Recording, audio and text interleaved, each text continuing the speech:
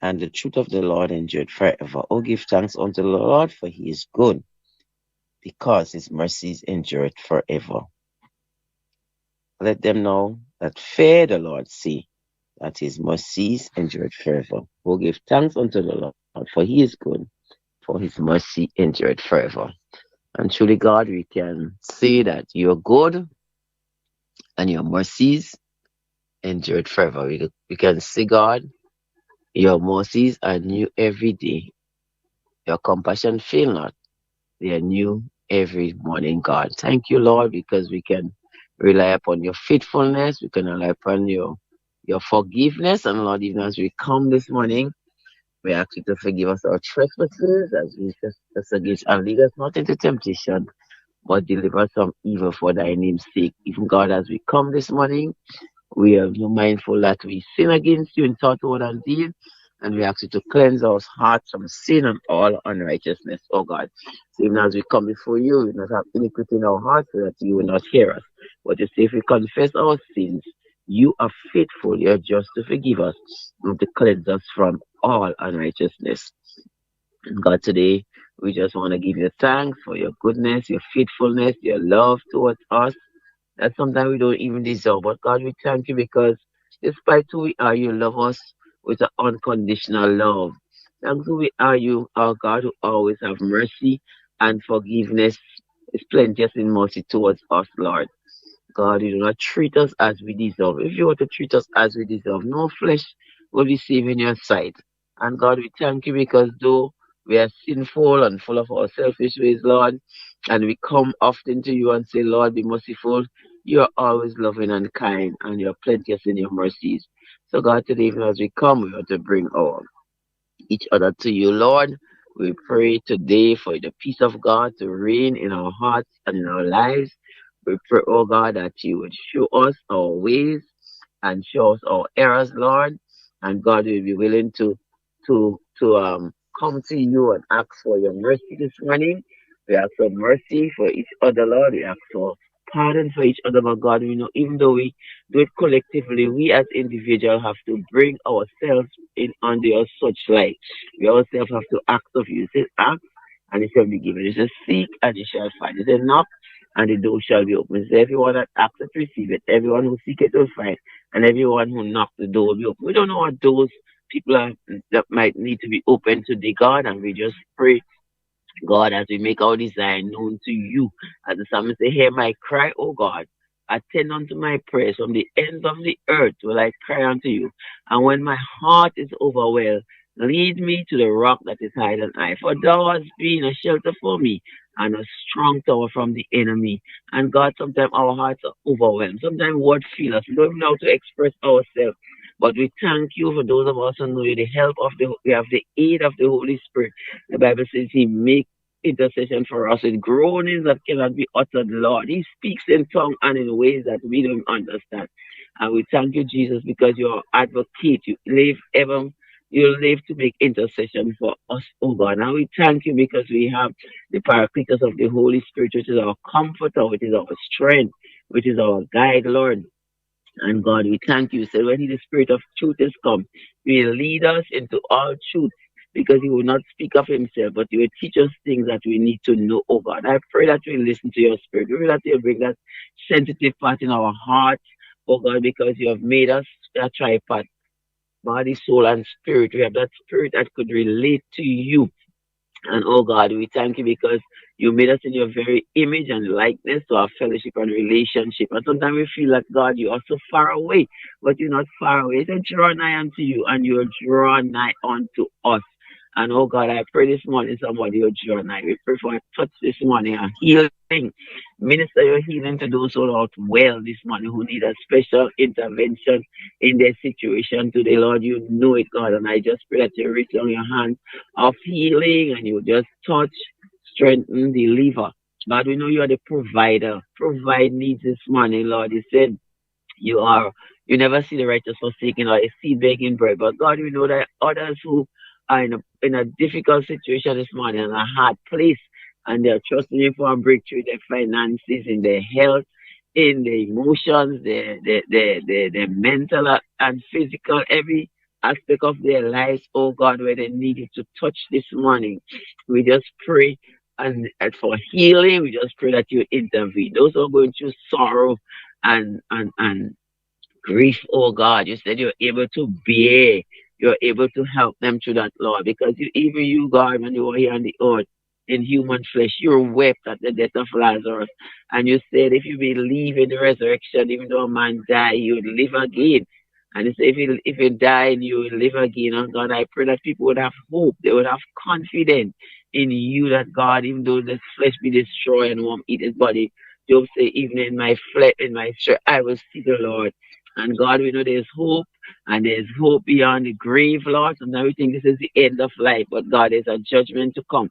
And God, help us to live in a preparatory stage that to our hearts and our lives will be seeking after the things of you. And then look around in our community, in our world, we are seeing we are more like, remind us of the days of Noah that we were eating, drinking, giving in, and having pleasures, God. And you say the flood came and they were all destroyed because they failed to heed the warning.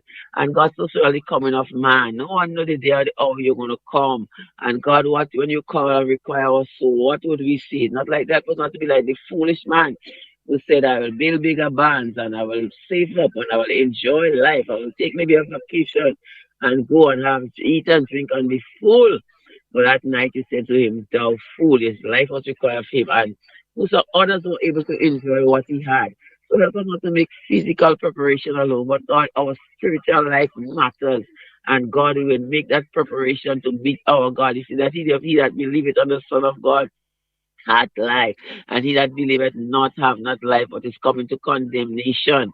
And the reason why they come into condemnation is because light has come into this world. But the Bible says, God, men choose darkness rather than light because their deeds are wicked.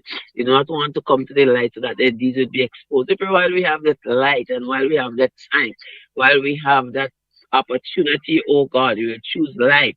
So this is for God so loved the world that he gave his only begotten Son, that whosoever believeth in him shall not perish, but have everlasting life. And God, people take preparation for every other thing, but they not take any preparation for eternity. You have eternal life. You can continue to live.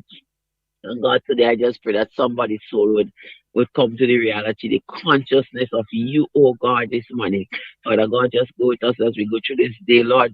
Bring that consciousness of you. Say, ever conscious of you, we aspire, build, advance as one nation, as one people.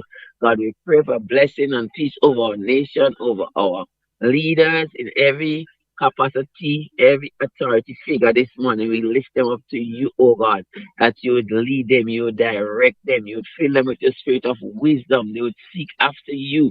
They will not try to do everything in their own strength. I pray, oh God, that you will help them to know that God, you require them to trust in you and to believe in you so that they could lead this beautiful nation. We pray for every authority figure in our homes, our parents. God, we say, Lord, you remind children, obey your parents in the Lord, for this is right. Honor your father and your mother, which is the first commandment. We promise that it might go well. And so many of our children are not experiencing the wellness because once you're disobedient to your parents, you will not enjoy life and enjoy wellness. So this morning, bring that consciousness in the hearts of our children that they would honor their parents. So many parents are being dishonored. So many parents are being disrespected, Lord. And so many authority that you have put over are being disrespected, Lord. Help them to know that in order for it to go well in life, they need to honor others and respect. And God, I pray today that you remind our children to pray and to have faith. God, you remind them in the school that they will do well even when they go. They do not just go to give trouble, Lord. God, I pray for the teachers and the principal. I know it's a very hard task. God, the children these days, training them and instructing them. But God, the first principle of training and instruction should begin in the home. And even when they lack it in the home and you try to do it in the church and the school, we have this kind of attitude and behavior, Lord. Father God, this morning, I pray that people would take introspection of their life. They would consider their ways and they would turn, God. Father God, I just give you praise. I just give you thanks because I know you are able, Lord, to save to the uttermost. You are able to deliver. You're able to defend the weak this morning. And God, you're to do exceedingly abundant above all we can ask or even think. And God, we just commit this situation to you. We commit our nation to you. We commit our families, Lord. We commit every parish, every village this morning. And God, I pray, speak peace. I speak the name of Jesus. I speak healing. I speak deliverance. God, I pray that you will break chains over life, oh God, and we just trust you for your love to reach everyone today. In Jesus' name I pray with thanksgiving. Amen and amen. Amen and good morning. How you doing? I'm doing okay, by God's grace. Good to know. Some little Wonderful. challenges, yeah, but God is good. All right, well, have a And great you? day. Take care of yourself. All right, you too. I hope Okay, you have bye-bye. everything. It's real. It's 91. Good morning, Grenada. Good morning, Caribbean. Yeah, we cool.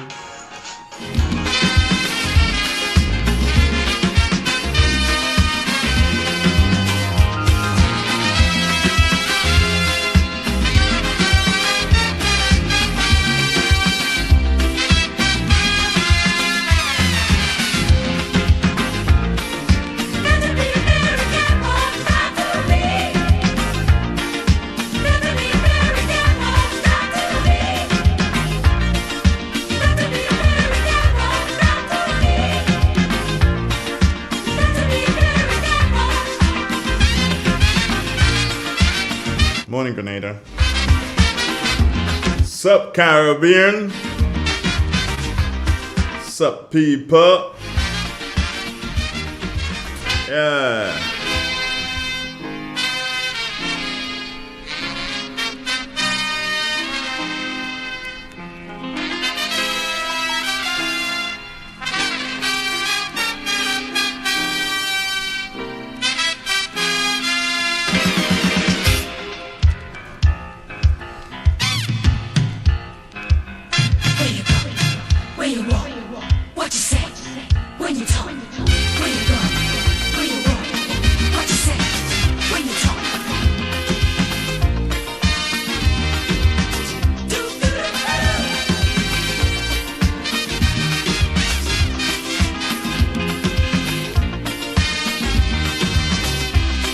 It's a hungry world out there, with everybody scrambling to get a share. Wolves in sheep clothing, birds of prey waiting to swoop down on you, and there's no telling what they'll do. You gotta be careful. You gotta be careful.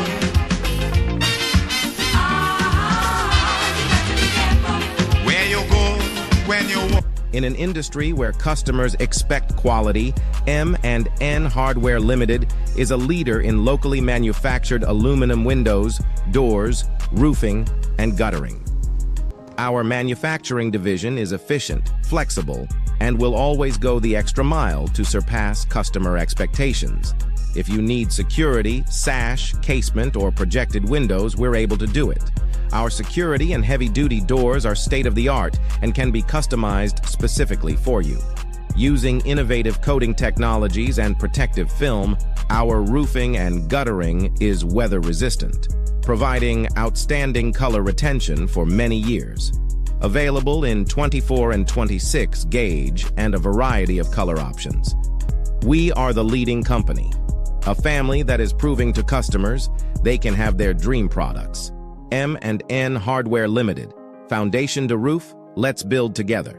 So fast pay, a new and easy way to pay. So fast pay, so fast pay. You asked for it and you got it. A quicker way to pay your bills online. It's fast, secure, and easy to use. No registration, no additional fees. Flow is now offering FastPay, an online service that allows you to settle your bills in less than 2 minutes. Need a receipt? FastPay will send it to your email immediately. Use FastPay now for convenience, safety, and efficiency at discoverflow.co/fastpay. So fast pay, 2 minutes and you're on your way. So fast pay, so fast pay. Flow is keeping you connected. Grenada, get ready for this as the St. Patrick's Organization for Development presents the St. Patrick's Day Fiesta celebration. From Friday, March 14th to Sunday, March 30th. Friday, March 14th, Street Vibes at Rusty Rose Bar, downtown Sates. Sunday, 16 March, church service at the St. Patrick's Roman Catholic Church. Friday, March 21st, bonfire inside Montreat St. Patrick's. Saturday, March 22nd, it's Soca Karaoke at Diddy's Bar, opposite the Fun Playing Field. Sunday, 23rd March, Mountain Jam, Celeste Mountain Road. Thursday, 27 March, Health Walk from Riverside to Sates Bus Terminal. Friday, March 28th, it's the Calico United After Work Live, downtown Sates at Calico's parking lot. Saturday, March 29th, it's the Sailing Festival and Food Fest at the Breakwater Beach, downtown Sates and Main Street Sates. And on Sunday, March 30th, it's the final Street Fiesta on the streets of Sates. So mark these dates down on your calendar. Tell a friend to tell a friend. The St. Patrick's Day Fiesta celebrations is on Friday, March 14th to Sunday, March 30th. See you there.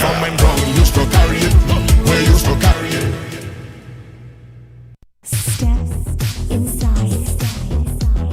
Immerse yourself in colors that come alive. Color by Sissons. Let your imagination run wild. Surround yourself in a world of color. Color by Sissons. Endless inspiration. Bold expression. Bold expression. Color by Sissons. Sissons. Express your style with Color by Sissons.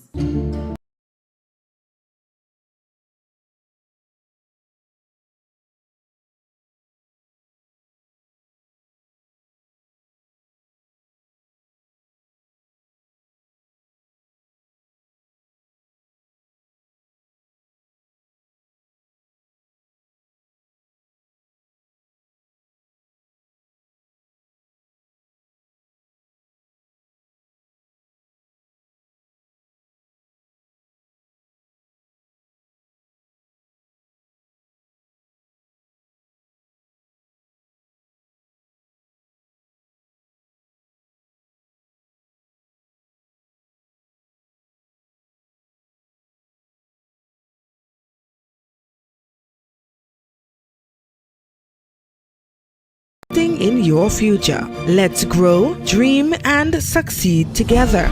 The Grenville Cooperative Credit Union, the credit union of Grenville, building a brighter future for you, for us, for Grenada.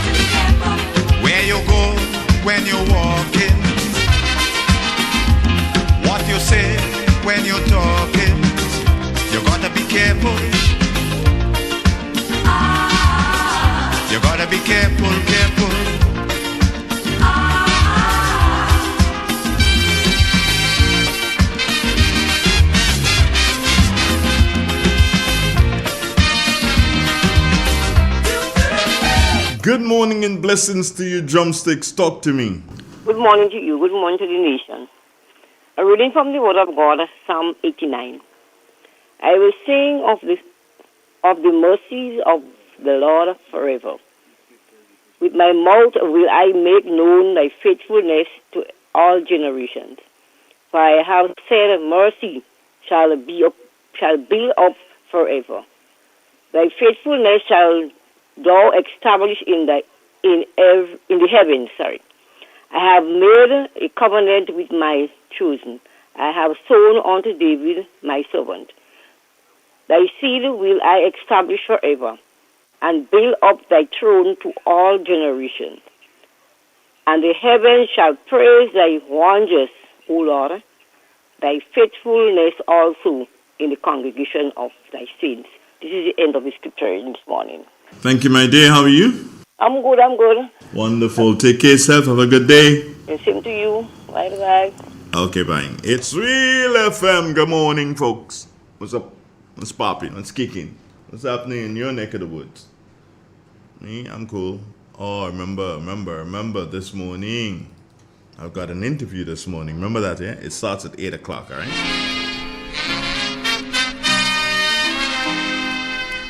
So, who ain't no tell others? Or who no tell others, sorry. Who ain't no until you dumb? Who no tell others? Spread the word. Share it. When I start that interview with the leader of the opposition, the leader of the national party, when I start that interview, which should start around about 8 o'clock this morning, that's like about 30 and 40 minutes away. When I start that program this morning, I want to have as many as 350 people viewing already and upwards of 150 likes.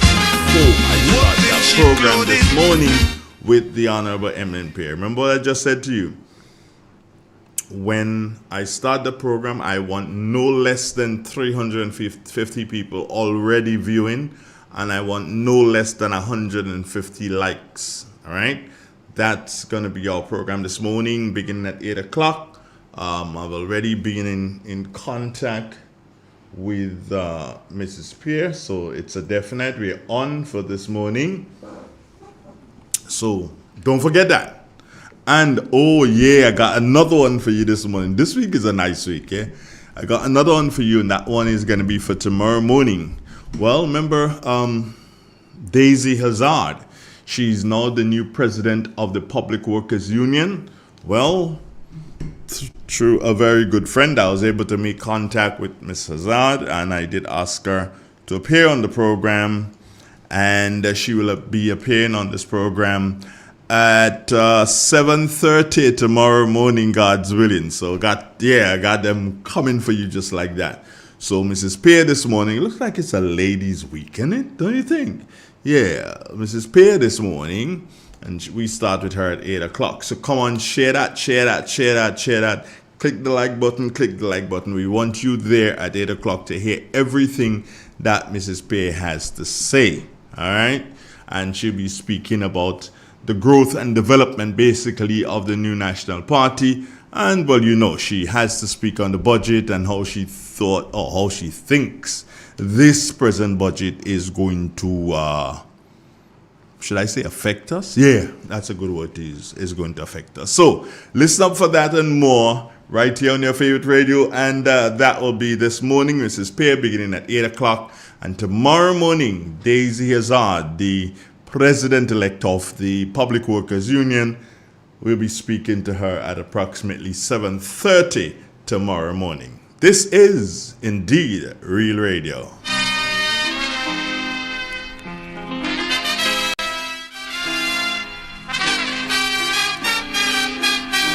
In an industry where customers expect quality, M&N Hardware Limited is a leader in locally manufactured aluminum windows, doors, roofing, and guttering. Our manufacturing division is efficient, flexible, and will always go the extra mile to surpass customer expectations. If you need security, sash, casement, or projected windows, we're able to do it. Our security and heavy-duty doors are state-of-the-art and can be customized specifically for you. Using innovative coating technologies and protective film, our roofing and guttering is weather-resistant, providing outstanding color retention for many years. Available in 24 and 26 gauge and a variety of color options.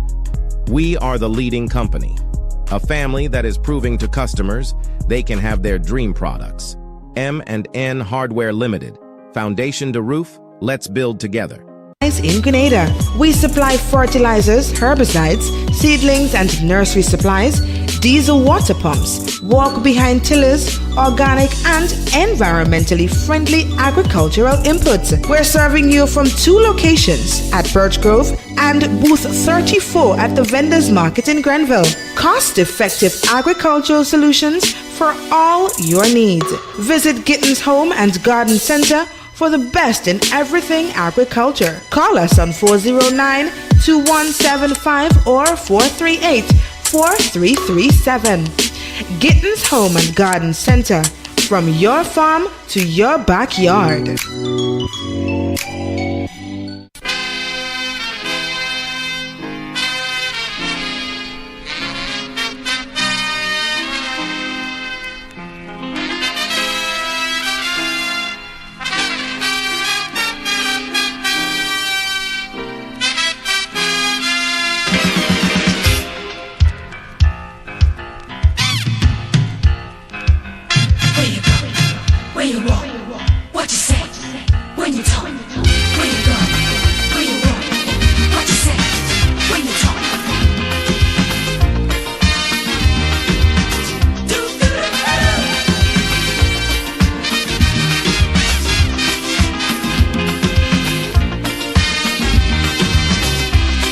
It's a hungry world out there, with everybody scrambling to get a share. Wolves in sheep clothing, birds of prey waiting to swoop down on you, and there's no telling what they'll do. You gotta be careful. You gotta be careful.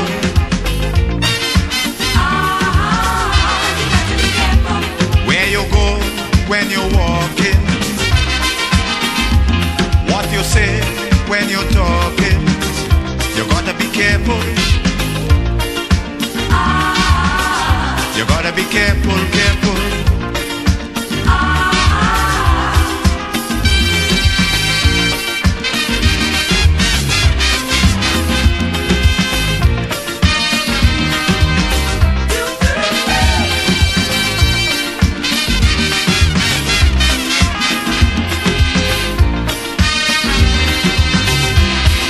We have to prepare to meet the challenges of life without fear. Greed and jealousy, Yeah. hatred and envy, have to move with care in that jungle. That jungle out here, man. You got to be careful. You just gotta be careful, yeah? You got to be careful. Yes, Grenada. Oh, unfortunately, we will not be having the live weather forecast for you this morning. Direction you're going, you gotta be careful. You gotta be. Yeah, so the report has been sent, and I'll see if I could stumble through it. Public weather forecast for the state of Grenada, valid for today and tonight. Meaning basically from 6 a.m. this morning until 6 a.m. tomorrow morning. The weather generally fair and hazy with a slight increase in cloudiness during the morning and a low chance of isolated showers. There are no warnings in effect. Today's maximum temperature is expected to be 30.5 degrees Celsius. The winds easterly to southeasterly at 10 to 20 miles per hour. Seas moderate with waves up to 7 feet in open waters. And there are no small craft advisory in effect. The tides will be high today at, well, it was high this morning at 6:45. That's at 15 minutes before the 7 o'clock hour. Low tide today will be at 1 p.m. And another high tide is expected at 6:45 p.m. this evening. Sunset today at 6:18 p.m. And tomorrow, the sun is expected to rise at 6:12. And that's the public weather forecast for the state of Grenada for today, the 18th of March, 2025. And that information was sent to us by forecaster Andre Charles of the Morris Bishop International Airport Meteorological Office. Thanks, Charlo, and thanks to the staff at the Morris Bishop International Airport. Did I do good? I think so. Yeah, I love to have funny things like this. So yeah, 32, which means 28 minutes before. Let me go back and check the number and see how well y'all doing. Oh, well, we ain't doing too bad. 305. Where you walk? What you say? Vernal Charles, Albert, Baby Daddy, John Mark, Kathleen Knight, Red Girl Pascal, Kim Creedland. Come on, one to y'all, share the thing.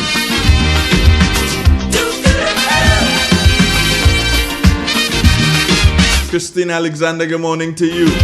Share it. I did ask y'all to do just that. Michelle Alexander, good morning to you. Everybody scrambling to get a share. We want to get to at least 350 likes before we start speaking to Mrs. Pierre this morning. And we want to have at least 150 likes and 350 people viewing. So, you think we can do that? I believe we can. Yeah. I honestly believe that we can. Let's see what's going on with the likes. And see if we can get them to as Baby Daddy would say, hulk up the likes. Yeah, man, let's see if we can get them to hulk up the likes. Tuesday with a difference on your station. And this morning our guest is Mrs. Emiline Pierre, and she's going to be on from 8 o'clock this morning. Okay. Let me see the likes. We only have 97. Are you guys crazy? Come on. Come on. I said we need 150 likes to start the interview. We'll deal with more after that. But to start the interview this morning, we need that. And we're getting close to the 350 viewers we'd like to have on. We have 336. Yeah. And I'm really pushing for it this morning. Yeah, when you have important people, you have to push for things, yeah? And the important person for us this morning is Mrs. Emiline Pierre, the political leader of the New National Party and the leader of the opposition. Yeah, who just wish-washed them in Parliament the other day. But don't worry, we're going to think of that. Come on, so we're up to on the road. Listen, Chunky, good morning to you. Chunky, come on, get in contact with a couple of people and tell them, hey, go on, hit this like thing. I don't want Andre to vex at me this morning. Yeah, Chunky, I know you're on the road, but do what you got to do. GJ, good morning. We had 110 likes. We need to get 150. Come on. We can do this. 150 likes before we start with Mrs. Pierre, and we want at least 350 viewers. It's going to grow after that, we do know. But we want 350 viewers. We are at 343 viewers at this time. But we want 350 viewers. Yeah. And we want 150 likes. I'm being very, very easy with you this morning. Let me put my phone on what you call it? On mute. Yeah, let me mute my phone so I do not get disturbed. I do not get disturbed.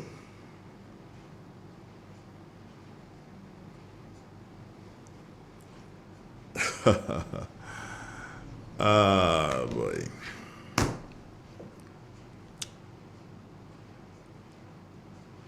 Now, it will be remiss of me to come here and pretend that nothing happened. By now, and I'm just going in the fact that by now, every single person knows what would have taken place. All right? every single person knows what would have taken place. And I'm speaking in relation to the meeting last night. You know what took place. It was a very unfortunate decision that Dr. Mitchell at one point in time did not feel too well and was unable to continue. I'm not his doctor, so I can't really speak to it. All right? And until I have other information, I really can't tell you anything more. All right? Now, let me just say this. Somebody sent me a message, and I want to read the message for you. Morning. I want to know why, and the why is in capital letters, like shouting at me. I want to know why you cut the program when Keith blacked out. Why you did not want listeners to hear what was going on.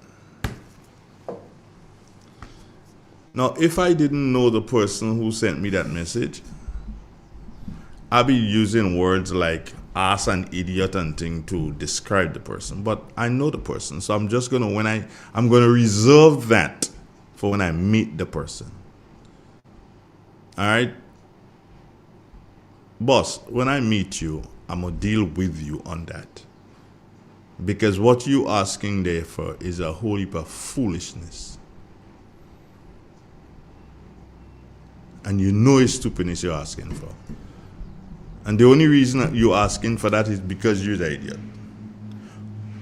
I just said I wouldn't use those words. I just said I wouldn't use those words, you know. Yeah, man, come on, man. You know better than that. You know a lot better than that. And it is interesting that you have changed your political allegiance. I wouldn't say where you have gone to, but I realize that you have changed your political allegiance. What kind of jackass question is that, man? Like, serious? Like, really? And those of you who really want to know how Doc is this morning, based on information reaching me, he is resting comfortably. He is resting comfortably based on information reaching me this morning. All right? So, if you're a praying person and you want to continue praying for him, then that's entirely up to you. If you're not a praying person but you just want to wish him all the best, then that, again, is entirely up to you.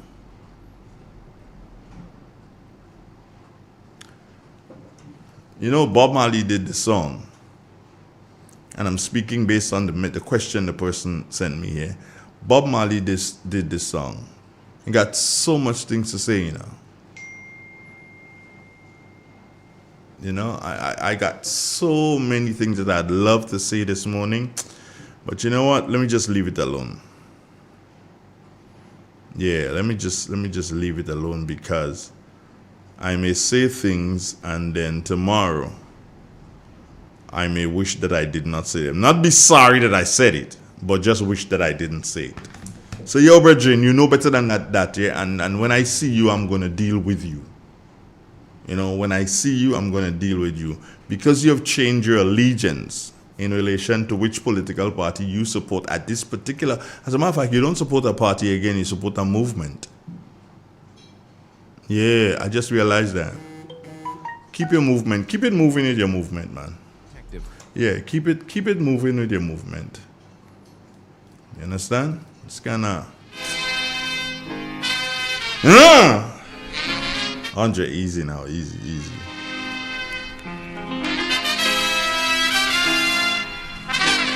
Don't boy. Easy, boy. Easy, Dre. What's up with you? Don't get too worked up. Good morning, Grenada. Good morning, Caribbean. I love you to death. Where you walk, what you say, when you talk, where you go, where you walk, what you say, when you talk.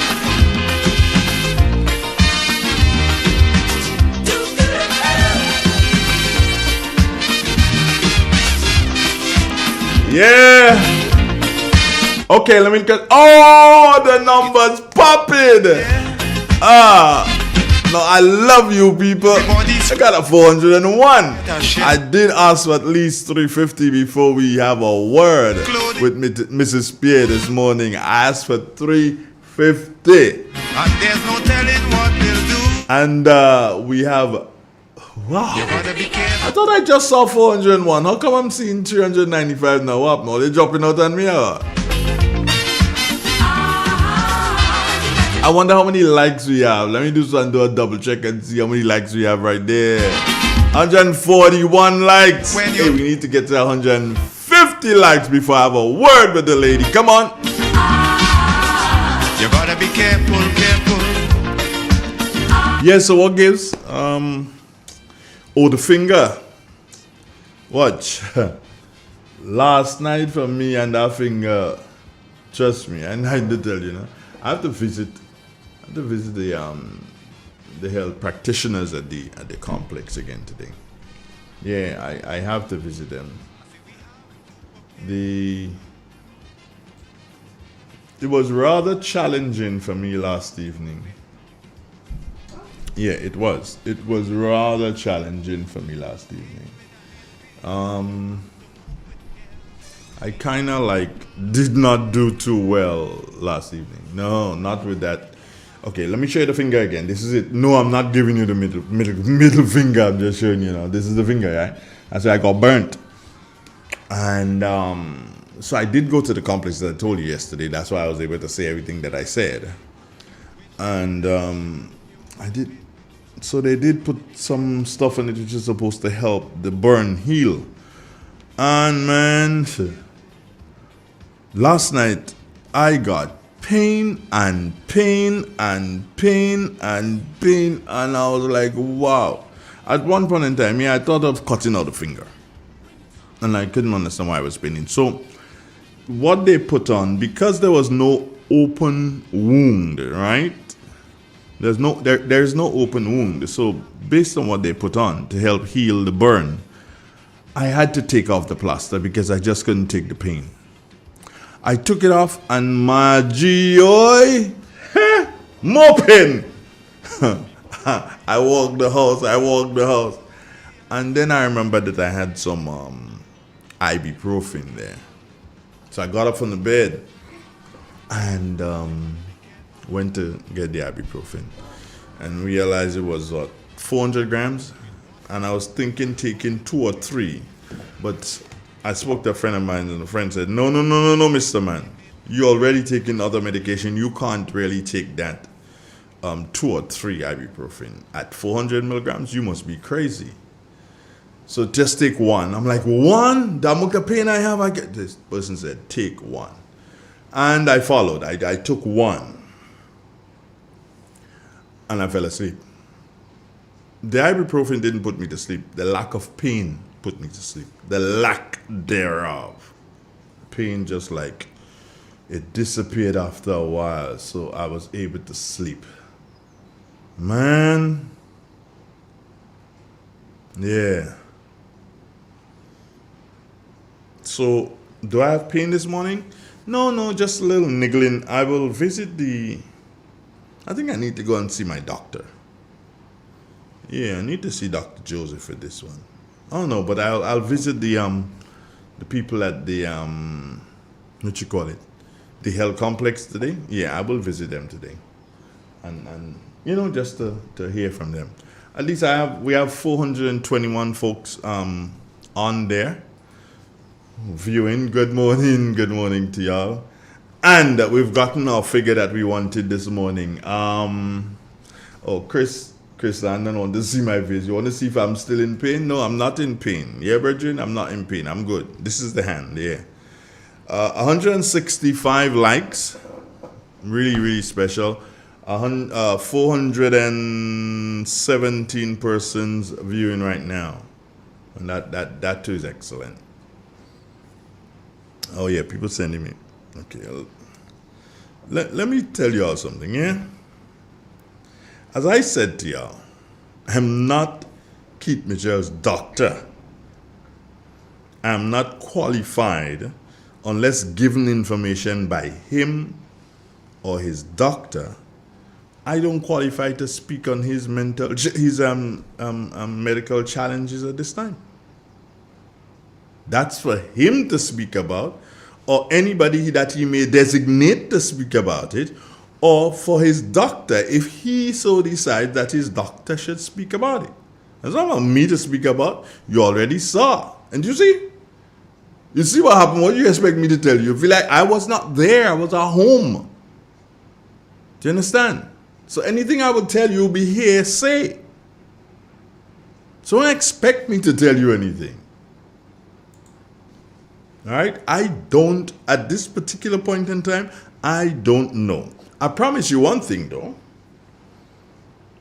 In relation to how he's feeling this morning, based on information I received, he was feeling pretty okay when I spoke to someone who would know.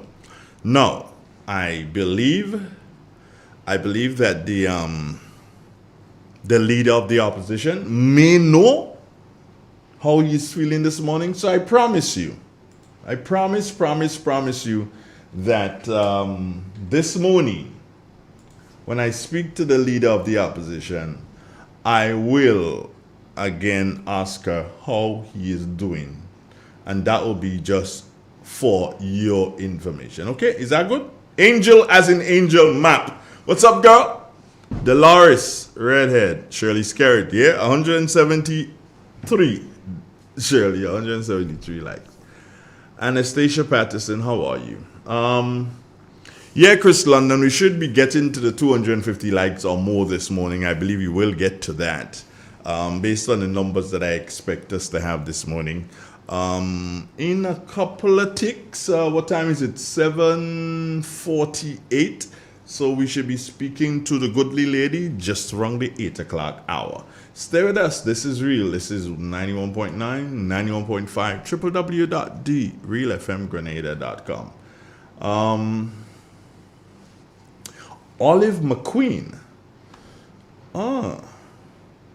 Olive, it's the first time I'm seeing your name.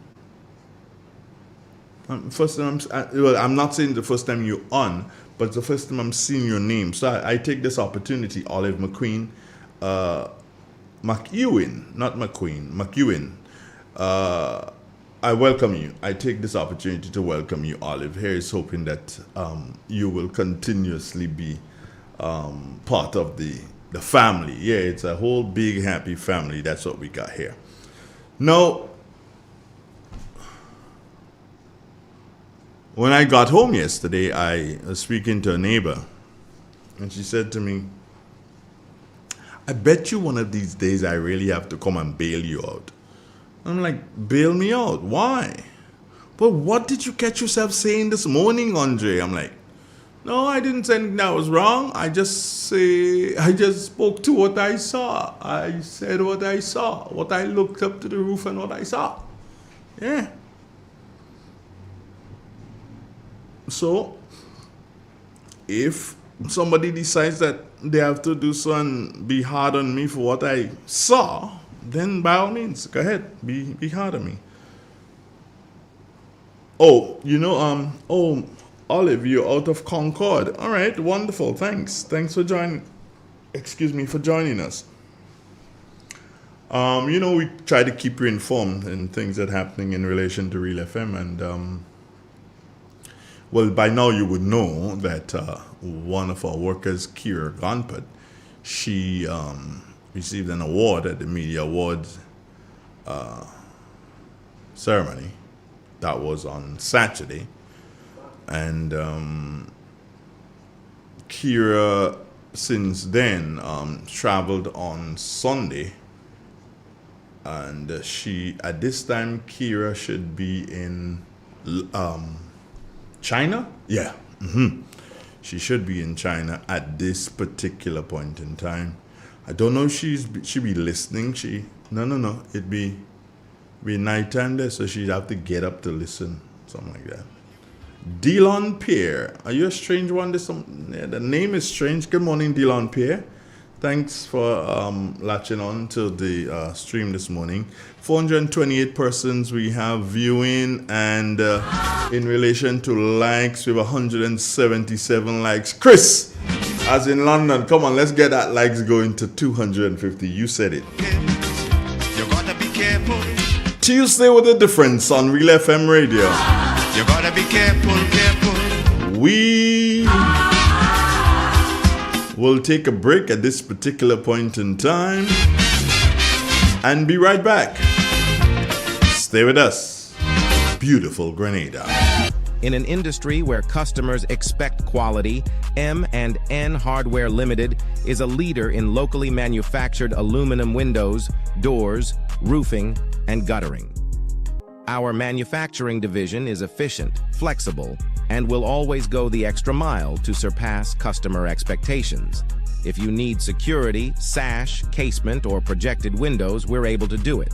Our security and heavy-duty doors are state-of-the-art and can be customized specifically for you. Using innovative coating technologies and protective film, our roofing and guttering is weather-resistant, providing outstanding color retention for many years. Available in 24 and 26 gauge and a variety of color options. We are the leading company, a family that is proving to customers they can have their dream products. M&N Hardware Limited. Foundation to roof, let's build together. Hey Grenada, are you ready to take charge of your future? The Grenville Cooperative Credit Union is here to help you make it happen. Whether you're starting a savings journey, planning for education, or chasing your big dreams, we've got the tools and support you need. With savings, loans, mortgages, and expert financial advice, your goals are within reach. And for the youth of our nation, we believe in you. Let us help you build the foundation for a brighter tomorrow. Visit us at Jubilee Street, Grenville, Lucas Street, St. George, or our brand new modern spaces at Seton Brong Street, Grenville, and Inside. Immerse yourself in colors that come alive. Color by Sissons. Let your imagination run wild. Surround yourself in a world of color. Color by Sissons. Endless inspiration. Bold expression.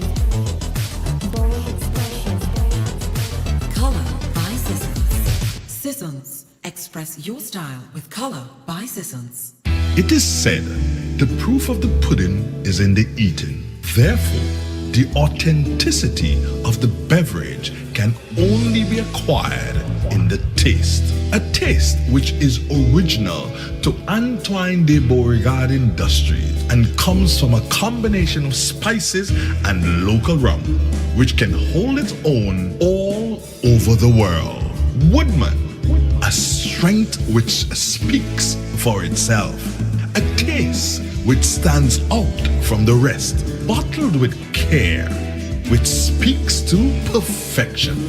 Try Woodman today and be stunned by a flavor as never before. Let your palate savor that which is produced locally. Do not be deterred by substandard products.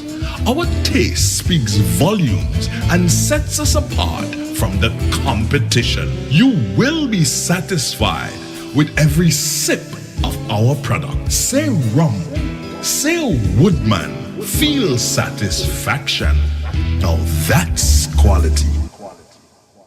Classic Furniture. Our items are made from the best local wood available on island. Our products are made with love, care, and the experience we have gained over the years. Why do you even contemplate using substandard furniture, which is imported, when you can get the best made right here in Grenada? Our factory is located in the cultural village of Chantimel and our showroom on Ben Jones Street, St. Andrew. We are also noted for refurbishing that piece of furniture to its initial look. When looking for quality furniture, there is only one place to look, and that's Classic Furniture, where we take care of your needs with utmost care. So give us a call today and put your furniture woes to rest. Classic Furniture, where love and luxury is combined to provide the ultimate satisfaction. Call us today. on 442-4645. Classic Furniture.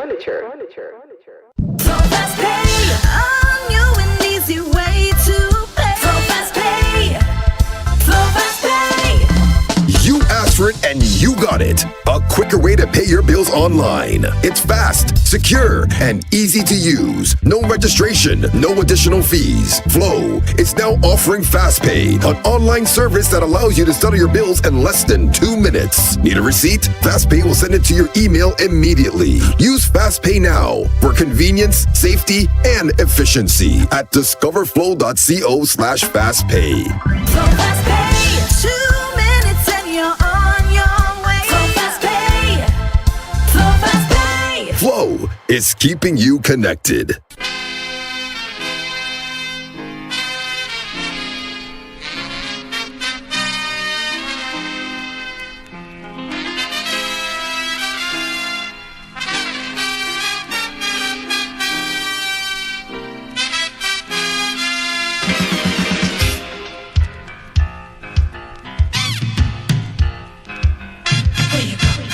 Where you go? Where you walk? What you say? When you talk? Where you go? Where you walk? What you say? When you talk?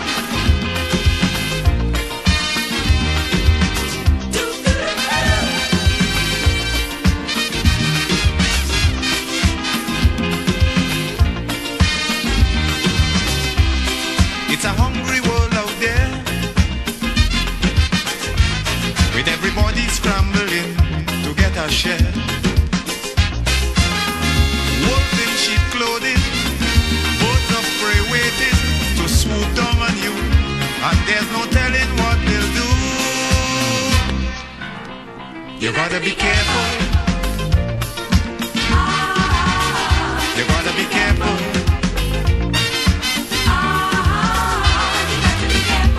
Where you go when you're walking, what you say when you're talking, you gotta be careful. You gotta be careful, careful.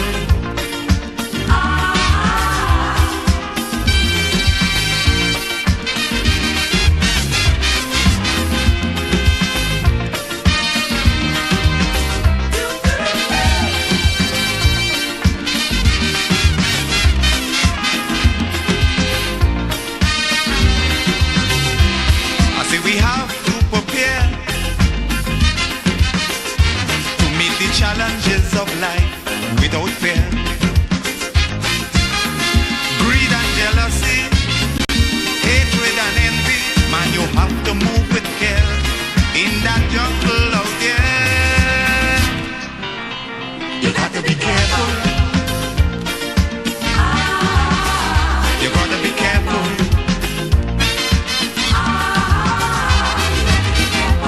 How you move when you're moving, which direction you going, you gotta be careful. You gotta be careful, careful. Where you go? Where you walk? What you say? When you talk? Where you go? Where you walk? What you say? When you talk?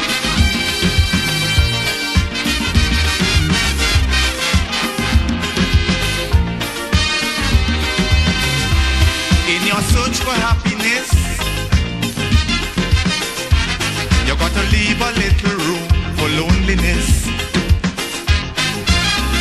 More things could happen all of a sudden before you realize it's only. It is real. It's 91.9 FM on your dial. You gotta be careful.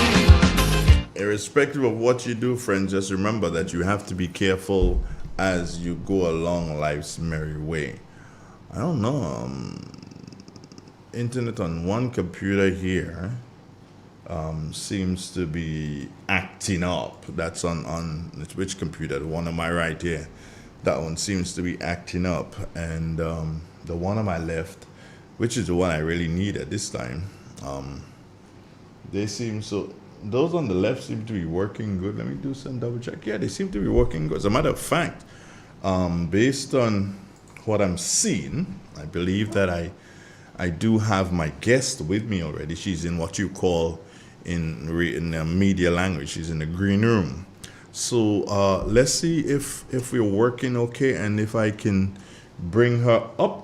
She will be hearing me, and I'll hear her when she comes up. So let's add her to the stage and say good morning to the beautiful one. Good morning, Mrs. Pierre. How are you doing? Good morning. Good morning, team. Good morning to you. Well, I did ask you a favor yesterday, and I did get the favor. Do you realize that? And now I'm trying to remember what. So some strange reason you dropping out and coming back in. Let's try again with that. I didn't hear the answer.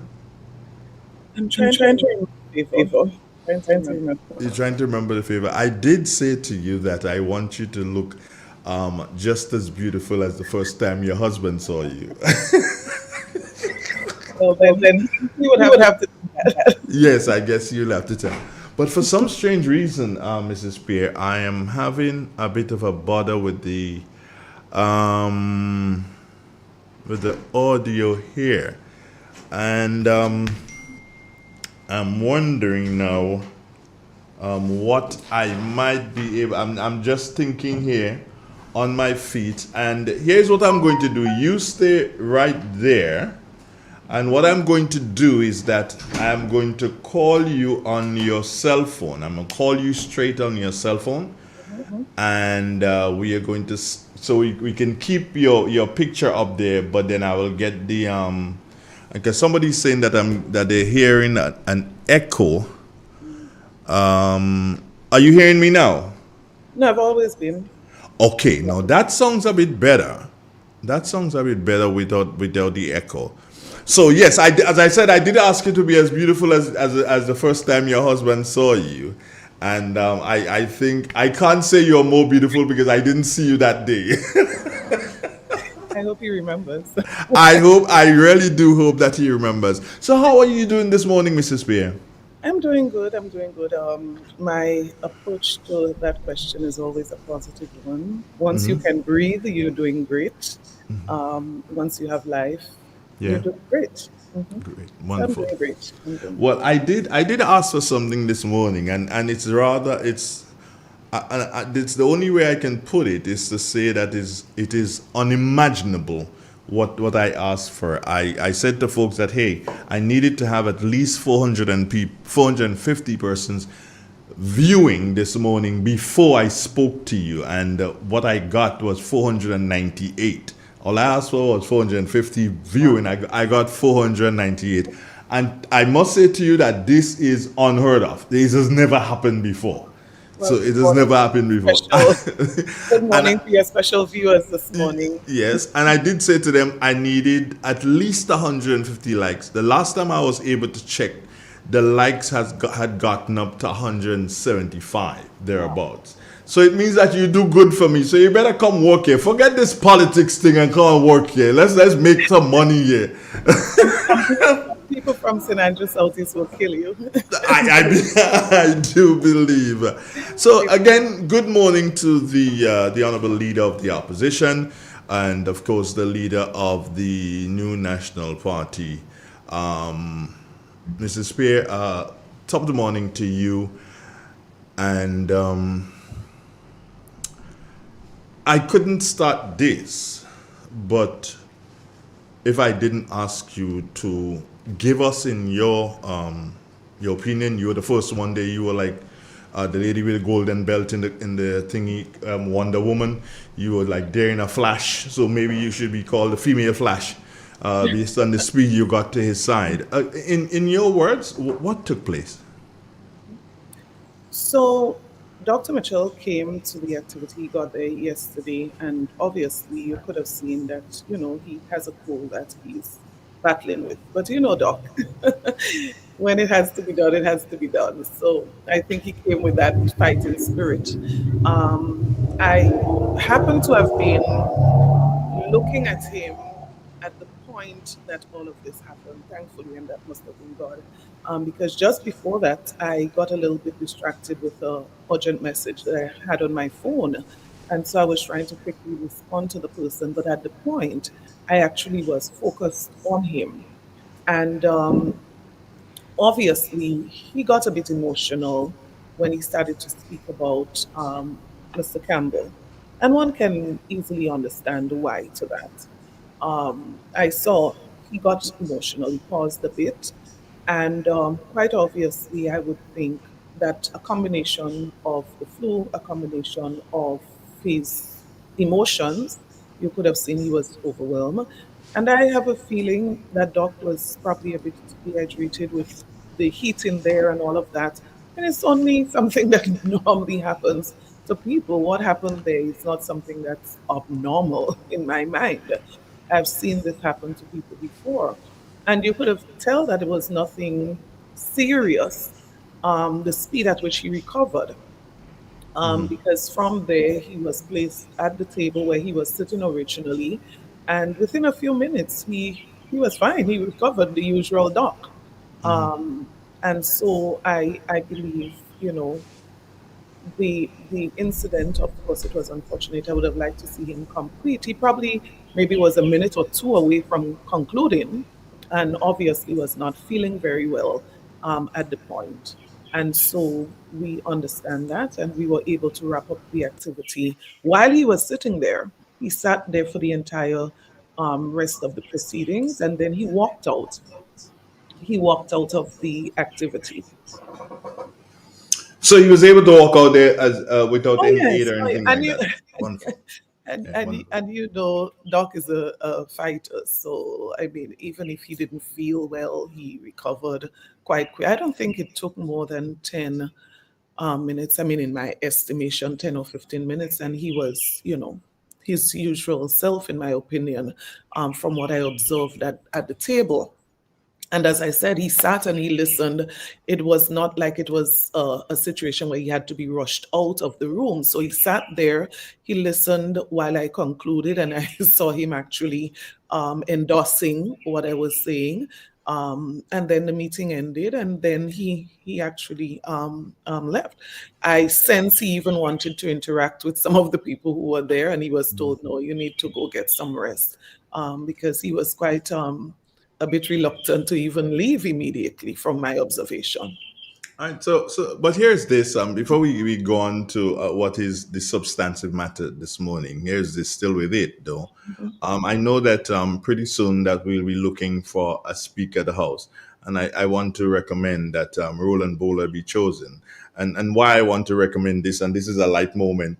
The Speaker of the House sat in his chair and he observed everything that was taking place. So I guess he has everything noted that took place on that last evening because the Speaker of the House did not move. And I was there at home saying, that's a good speaker, staying in control, looking on to see what is Staying in charge. staying in charge, looking on and staying in charge. But all's well that ends well. Again, a lot of people have been offering prayers and they'll continue offering prayers for the goodly gentleman. And all we can do is wish him all the best. And he will be And better. most people genuinely would have been concerned. I mean, you've never seen Doc in a vulnerable situation. They've always been so I mean, even for me, I mean, at home, my husband is the strong, and Yeah. many time he says he feels sick, I normally feel sick as well because you know, Yeah. so I know for the average person, Yeah. they have never seen Doc in that situation. But let's remember, he's a human being. He's a human being, and every single one of us would have a situation where we don't feel our best, we not our best. And what I'm happy about is that, as I said, I'm sure he was able to deliver more than 95% of his content last night. So he was right at the point of wrapping up. At the point of wrapping up. Now, we ain't at the point of wrapping up with our conversation with you this morning. Let me start off by saying to you, I was I wasn't surprised. I was just, oozing with a kind of fuzzy kind of feeling, saying, "Yeah, watch my girl go. There's my girl, handle it, girl, punch them now." It was simply there's a gentleman up in Celis. His name is Father Paul, and he would put it this way: a masterful performance, man. That was a masterful performance by you, Mrs. Pierre.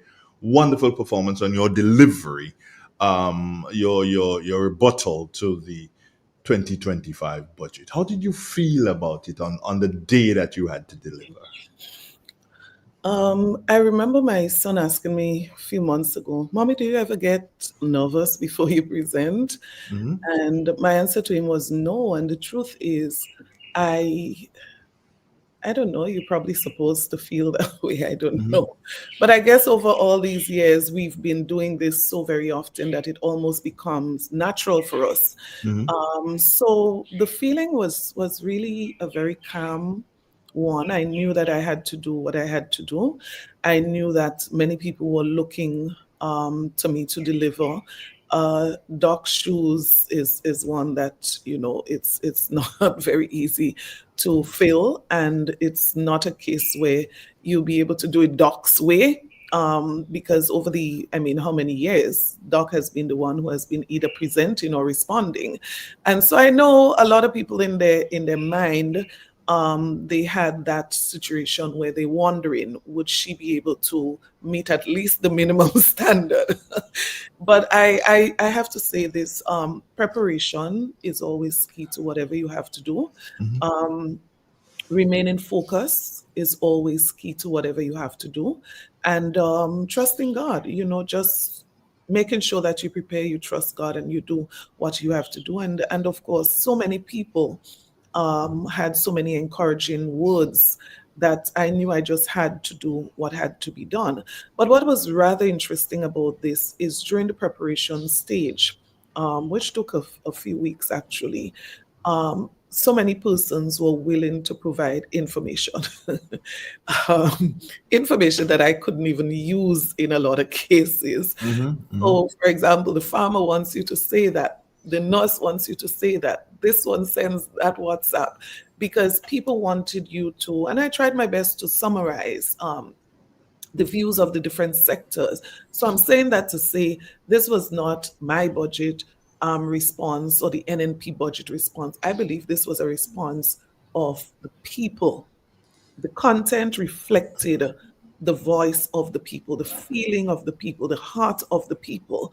And I think this is critical. So it was not a situation where I sat and just wrote off my head what I think, but it reflected a lot of the views of ordinary people and people who are affected by the current situation. It's interesting that you say that it reflects the feeling of the man on the street, because one person came up to me, met me in the road after you finished your presentation, and he said to me, "Andre, this is the first time I felt a budget." And I looked at him and I said, "But what do you mean?" He says, "Well, the other times, I hear a lot of figures, figures, figures, figures, and I don't understand." He says, "But this time, yes, there was, figures in there, but I felt it. I felt that here was someone speaking for me." So it's interesting that you said that, hey, this was a budget from, not from Emiline Pierre, not from NNP, but a budget from the people of Grenada. Yeah. And that made me feel really good. It was not something that I just came up with some thoughts and just reflected those thoughts, but I think every aspect of the presentation was a true reflection of what the people of this country are facing, the pain and the hurt, and the disappointment that they feel, but also a clear indication of the mismanagement that we see, the selfishness that we see on the part of this current administration, and the way that they're operating the affairs of this country, the self-seeking way that they function in. Look at what you spend on yourself as opposed to what you spend on the people, Mm-hmm. right? So from a technical perspective as well, you also have all these figures that shows, what that financial picture look like. Very daunting, very frightening. So it's a combination of all of those things. The heart of the people, right? The picture of our fiscal financial situation in numbers, and it's also a reflection of what is truly happening as it relates to the posture, the behavior of those who are leading this country. So If this is how I would summarize what's contained in there. if you were to put it in as they say, put it in a nutshell, how Mhm. would you describe the 2025 budget as presented by the parliamentary representative for St. Patrick East constituency, the Minister of Finance? If you were to put it in a nutshell, how would you describe that budget? Quite a number of things can describe this. So beginning with illegal, and Doc alluded to that last night. You don't change the numbers after we agree on the numbers. But we looked at the bigger picture and felt, it's already late. We needed to do this. We need to get things moving in the country. So not just illegal, it's also a terrible, frightening situation of where we are and where we are heading. So it's not just a situation of where we are now, right? It's a very dark, frightening picture of where we are heading. And quite obviously, it's a reflection of a very poor, terrible performance of a government that is supposed to have come to do better than we were doing before. So I think this was a terrible budget. It really does not reflect the reality on the ground. It is not a reflection of the needs and the aspirations of our people. And definitely, this budget offers no hope, absolutely no hope to the people of this country. We're in a situation where we are facing a food crisis. Cost of living is so high and it continues to go higher. And the level of desperation, the unemployment among our young people, all of those issues, the healthcare situation, the level of productivity in the country, all of those issues, you would expect a budget that would inspire. You would have experienced budget presentations under our administration. After a budget presentation, there's a hype, there's an excitement, there's something that says to people, hold on, something better is coming, something more is coming, and this is what we're going to do. I'm sure you cannot remember a budget presentation under our administration, Dr. Mitchell, not indicating how many new jobs would be created. And not just how many new jobs, how they would be, what are the sectors, what are the projects that would be rolled out to create these new jobs. Did you hear anything about new jobs in this budget presentation that Nothing. inspires you? Absolutely Well, nothing. a terrible one. And I'm not going to go into the quality of the presentation. Everybody is different in terms of their abilities. But I'm not so tied up or concerned about that. I'm concerned about the content or the lack of content in that budget. You spoke of illegality, and Dr. Mitchell did speak to it last night. I don't know if not don't know, there may be those who will be saying illegal. What was illegal about the budget? Can you elaborate a bit on that? Right. So it's very simple. You must be aware that prior to the presentation of the budget, the government and opposition must meet. And they meet, and well, in the current construct, because it depends on how the composition of your parliament is at the time. But the Finance Committee affords, in this current construct, the opposition and government to meet to go through the draft document, if you want to call it that. So you go through, you can ask questions, you can, seek clarification, and ministry by ministry, vote by vote, the chairman, in this case, the Minister for Finance, would go through that document and seeking approval, right?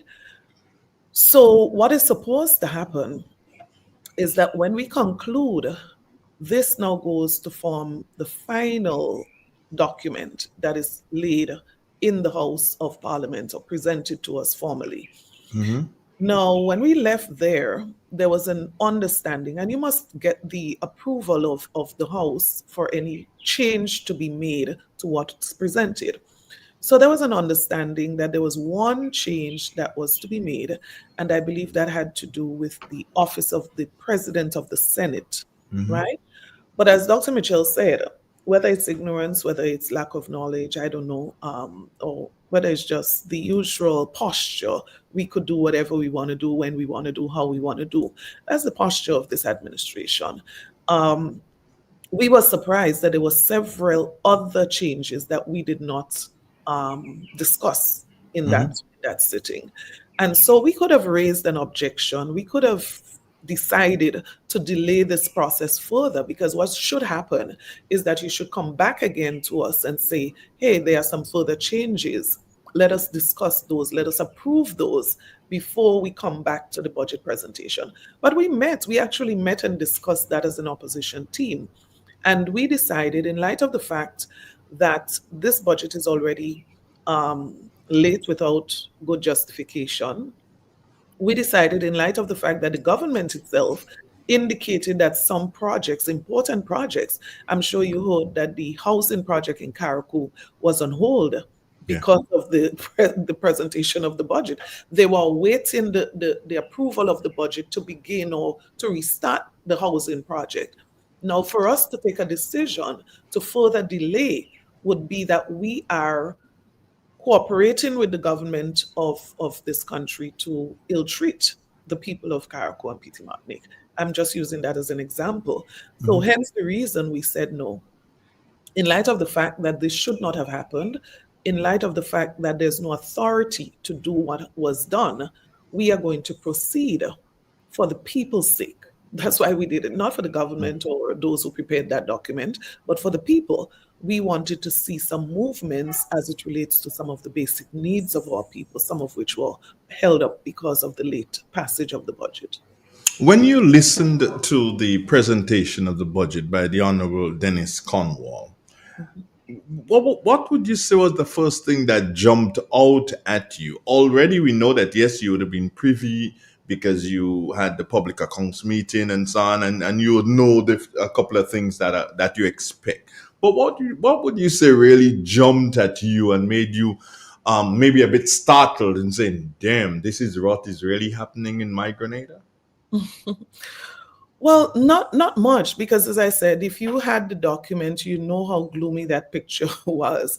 There wasn't much that could have, shocked you at that point. To me, and to be quite honest, and I'm thinking about the question further, Mm-hmm. to see if I remember anything that stood out that I didn't already know. But what shocked me was the ministers. I mean, I was there empathizing with the minister because it was really not a great presentation. Mm-hmm. You had to literally force yourself to listen. But and I was quite empathetic with him, and yeah. So, what stood out to me at the point, what threw me off was when he actually attacked the previous administration as it relates to the CRIF program Mm-hmm. and the CRIF payout. And then he went further to attack Dr. Mitchell as it relates to his performance as head of ICT in the region. Those were two like shocking moments for me. I didn't understand the context and the relationship to what he was presenting. I don't know if he just felt he needed a moment to get somebody to pound the table or something, but to literally attack the NNP as it relates to the CRIF program could be nothing short of lack of appreciation. Um, it could be nothing short of lack of understanding of why you are where you are. Because had it not been for that $118 million that the NNP would have facilitated through the CRIF program, a payout that came 14 days after the passage of the hurricane, a payout that came when you yourself said that you needed it so desperately. It would have been impossible to have that had it not been a decision of the NNP to so do. So At least, I mean, he probably feel it's not politically wise for him to give credit to the NNP, but at least I would have stopped at the point that we got it, even if you didn't want to give credit to NNP for facilitating it, So I thought that was very unnecessary. And then the attack on the former prime minister as head of ICT in the region when he in CARICOM when he facilitated so much that we're benefiting from even today. And I didn't have to start publicly. I could have started privately to say that even the devices that ministers of government had access to, those were facilitated through projects that he would have led in his capacity as head of ICT in the region, as a head of government, right? And so there were so many things that were facilitated during that period that Grenadians, when you look at the infrastructure as it relates to technology in this country, when you look at our schools and what is happening there as it relates to technology, when you look at the different programs, how we are able now to facilitate our cause in the region and outside of the region. I mean, there's just so much. And I could not understand how he could have reduced himself to make that point of attack on Dr. Mitchell's performance during that period. You mentioned schools, and I know, of course, that's your pet peeve. That's the last ministry that you had when you were in government, the Ministry for Education. And I know that you, if for want of a better expression, piloted the whole development and refurbishment of many schools in Grenada. And I did hear this being marginalized again in Parliament. What can you say about that? Well, I would just say that, I mean, this government would complete this term, the entire term, not achieving what we did in in any particular year as it relates to school infrastructure. So let's just look at the last year, 2021 to 2022, for example. What we did in just that one year, and I challenge this administration. I challenge this administration to complete that and to achieve that within the term in office as it relates to new initiatives. So I guarantee you that anything this administration would do, anything major as it relates to school infrastructure, would be, as I said, NNP fuel. So these projects, the GEEP project, this is a project that was in place when they came into office. Let us use St. David's Catholic Secondary School as an example, a new school to be built. When we left office, we identified the land. CDB came, they approved the land, right? They started looking at other infrastructural necessities, preliminary things that had to be done. And they gave the green light. They wanted to get the sod turning done before we left at government. A ceremony was planned, but unfortunately, this did not happen before. So the phase 2 of that project, they were asking, there was a date already set for the rollout of that project. So we completed more or less and was wrapping up phase 1, and we were moving into phase 2 of that project. So the Anglican school in Grenville, Grenada Christian Academy was already there, St. David's Catholic Secondary School, a number of initiatives. And I'm saying that to say that we are almost 3 years, and somebody would have to explain to me why boots are not on the ground yet after almost 3 years. When we left, for example, St. Andrew's Anglican Primary School, that was almost at the point of issuing a contract. It was almost at that point. They were preparing to issue a contract. Now, whatever the reason, almost 3 years, we just issue a contract. And so I'm saying that all of these initiatives that you're going to see hopefully rolling out this year, these are projects that were in the pipeline. It appears that the pipeline has been clogged still for almost 3 years.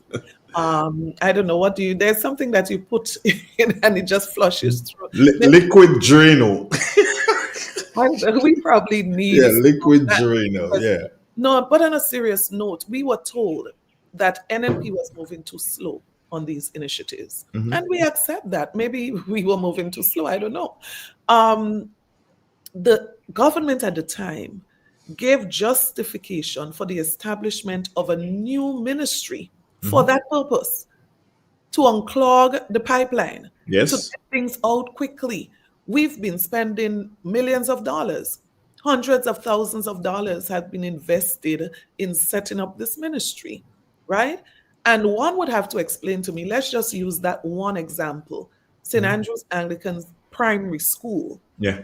If you formed a new ministry to increase implementation rate, to move things faster, to get them out of the pipeline, then explain to me how, if we left that project almost at the point of issuing a contract, that almost 3 years later, we are just issuing the contract.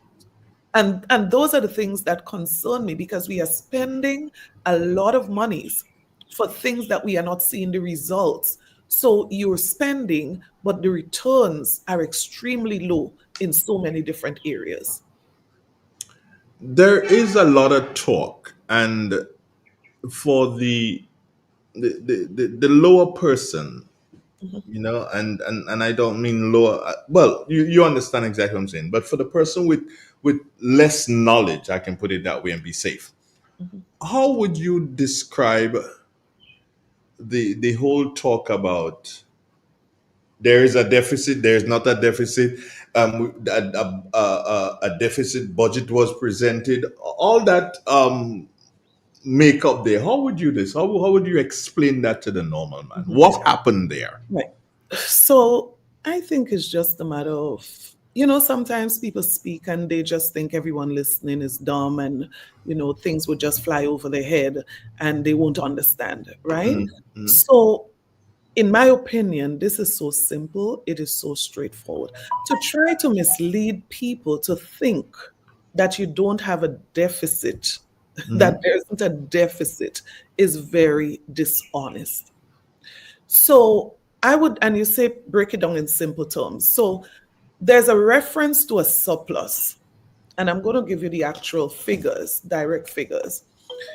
So there's a current account surplus, and that is $86.5 million. And this is what the government is gloating about, right? Now, I'm going to explain this similar, and you say break it down. It is like you just fell, right? And Mm-hmm. you got up and you started walking, but you're having some pain, and you investigate, and somebody says to you, I think you have a pull muscle, right? And it's until you go to do the x-ray you realize that your foot is broken. So you're only seeing part of the thing. You're only seeing part of the injury. You probably just think the thing is that, but it's not really that. And that's how Yeah. I describe it. Yeah. So this $86.5 million of surplus is when you take your current revenue. So your basic revenue from the port, from taxes, from VAT, all of those things that you collect regularly all the time, and then you pay off your recurrent expenditure, and that does not include your debt. Recurrent meaning your salaries, the basic expenditure, your electricity, your water, all of those basic things that you normally pay. That is where you have a surplus. So what you collect, and the basic, let's call it basic, you say speak it so that the ordinary person Yeah. can, Yeah. right? Um, so let's say, for example, you pay your water bill at home, you pay your electricity, but you're not able to pay your mortgage yet, or you're not able to pay, your vehicle loan yet. Would Mm-hmm. you gloat about that? Because the bank is going to take your house, the bank is going to take back your car. You're able to eat, you're able to pay your electricity bill. But hey, let's go further and do an x-ray to see if the foot is really broken. I mean, off my head, that's the best Yeah. way to break it down. So when you look at the surface, you pay your light bill, you pay your water bill, and you're able to eat, right? Current, recurrent. That's the regular expenses that you have. And then you start smiling and beating your chest, hey, I have a little surplus. Mm-hmm. Mm-hmm. And then you realize, hey, I haven't paid the bank yet. So even if I can eat and pay my electricity bill, the bank would be coming to take my house tomorrow, right? And this is where you go back now to what we were speaking about. So we happy for a current account surplus, but does that tell the full picture? Let's get an X-ray done and let us now look at what is your overall deficit. Let us go down now to look at what is happening after everything is considered. So when I spoke about recurrent expenditure, it didn't take in your debt, neither did it take in capital projects, those things that you have to do that are not current but necessary, right? So they're not talking about that, but we want to talk about that because when you consider that, the overall deficit would mean that you are collecting less or you have less coming in that what you have to spend. And that is what we're saying is a dangerous position to be.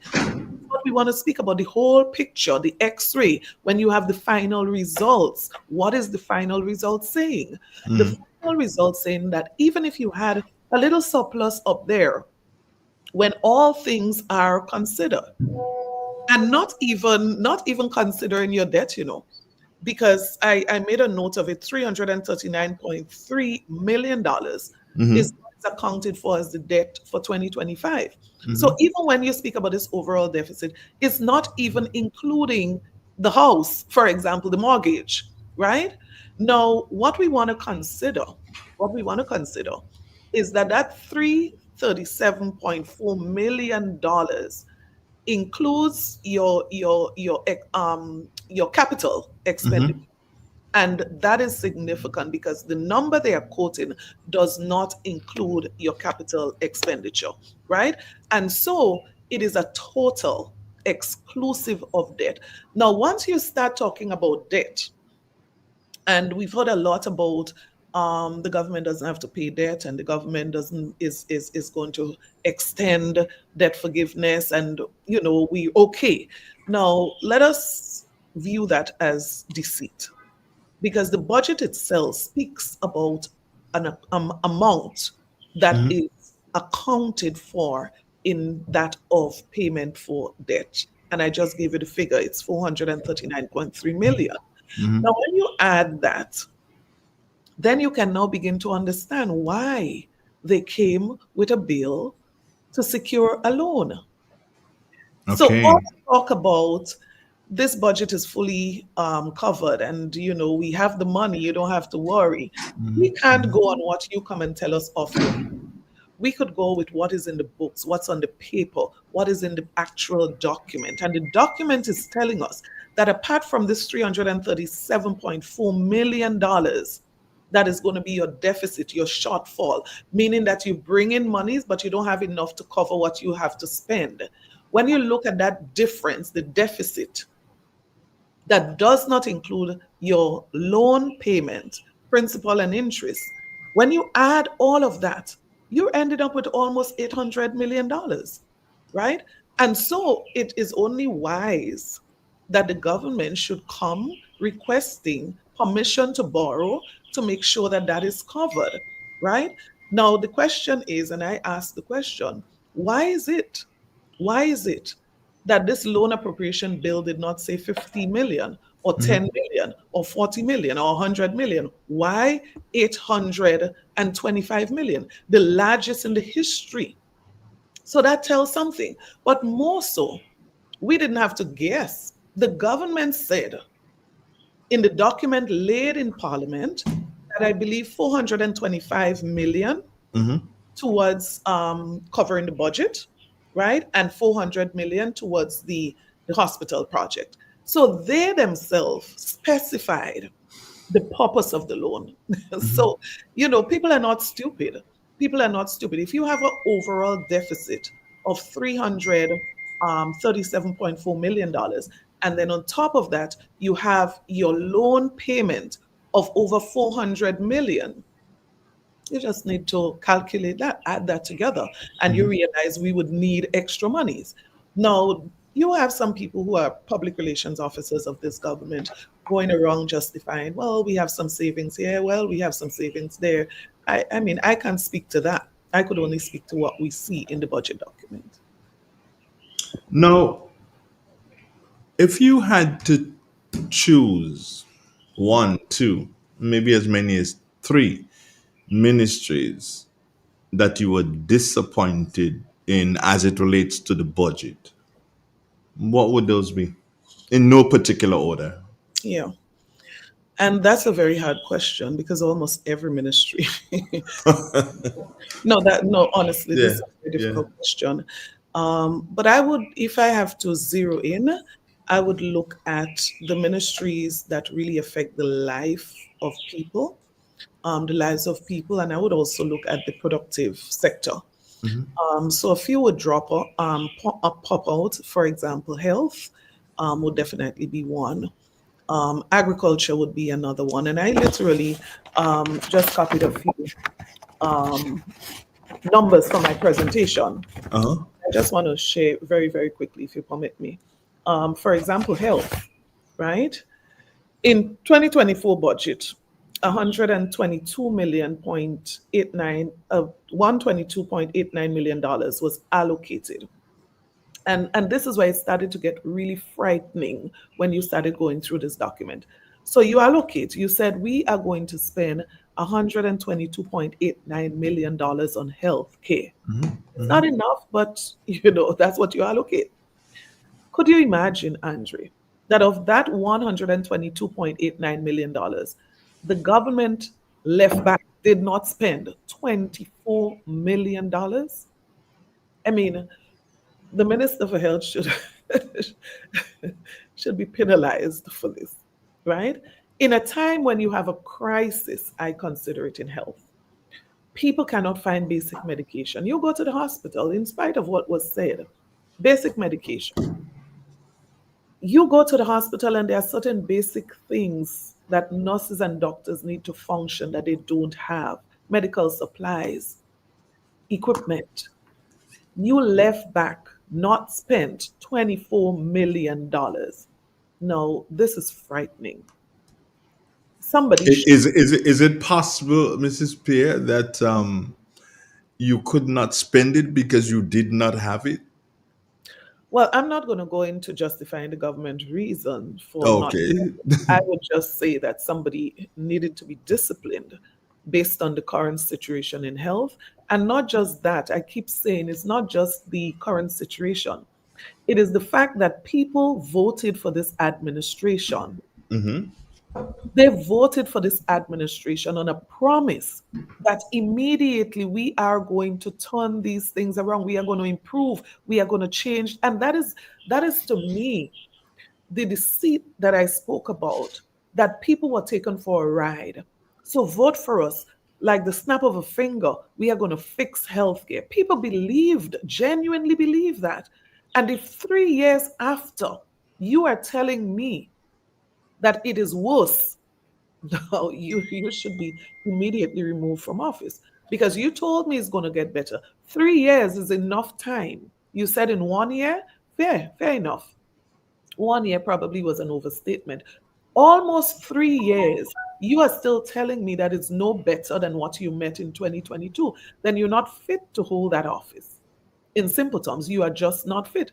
But look at the worst part of this. It's not just what I mentioned, the 122.89 million allocated and 24 million not spent.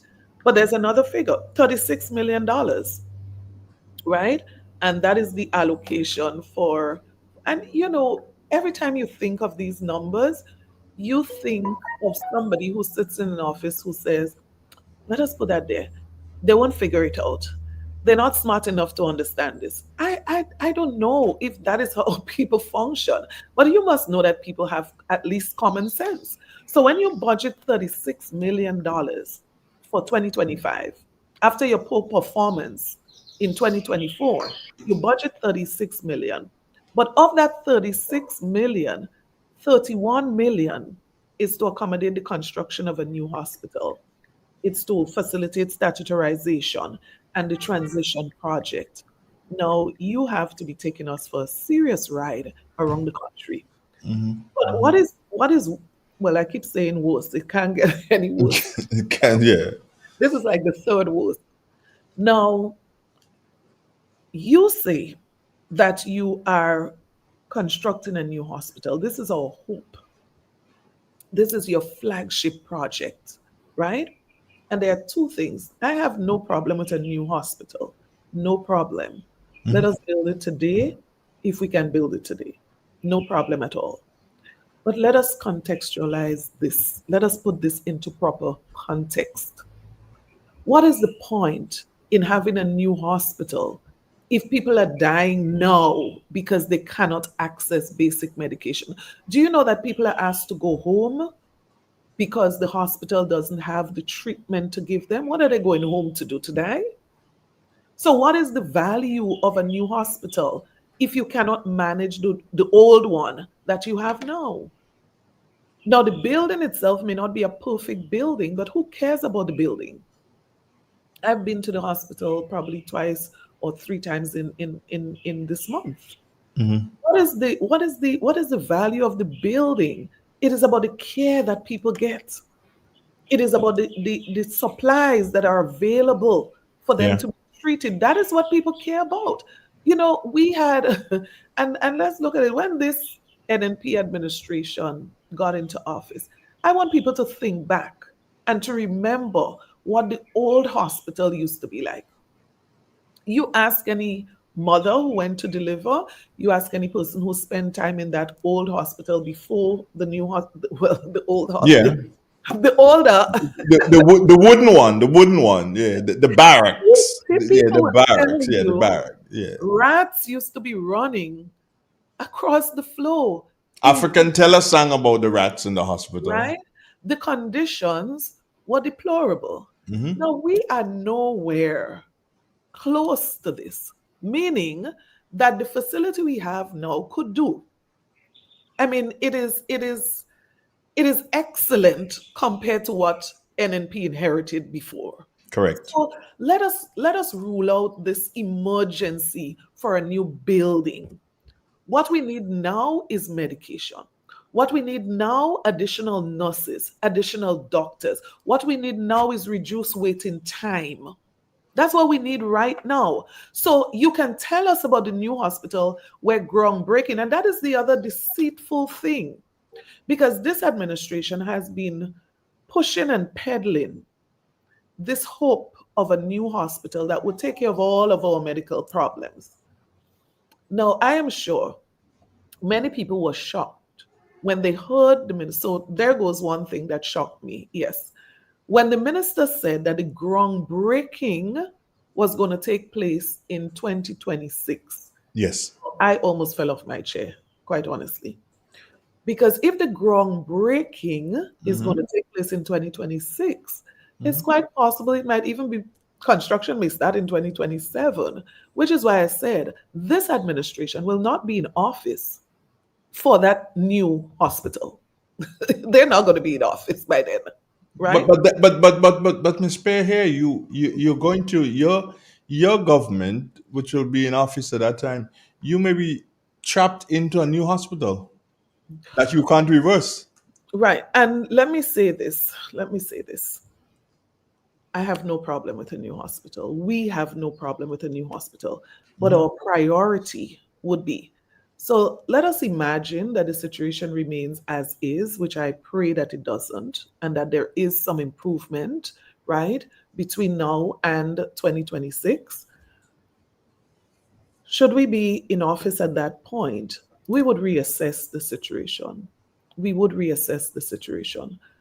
I am not saying that we are not going to continue with the plan of a new hospital. As a matter of fact, we even spoke at one point about the possibility of building a new hospital.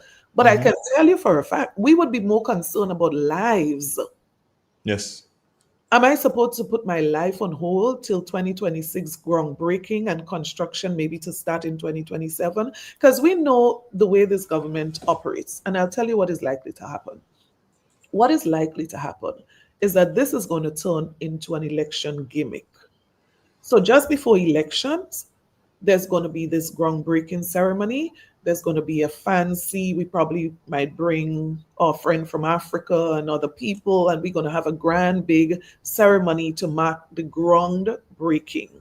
And we probably might even put a few people on the ground, do a little thing called the election, and people are to vote for us because this is going to solve our healthcare problem. We are saying no.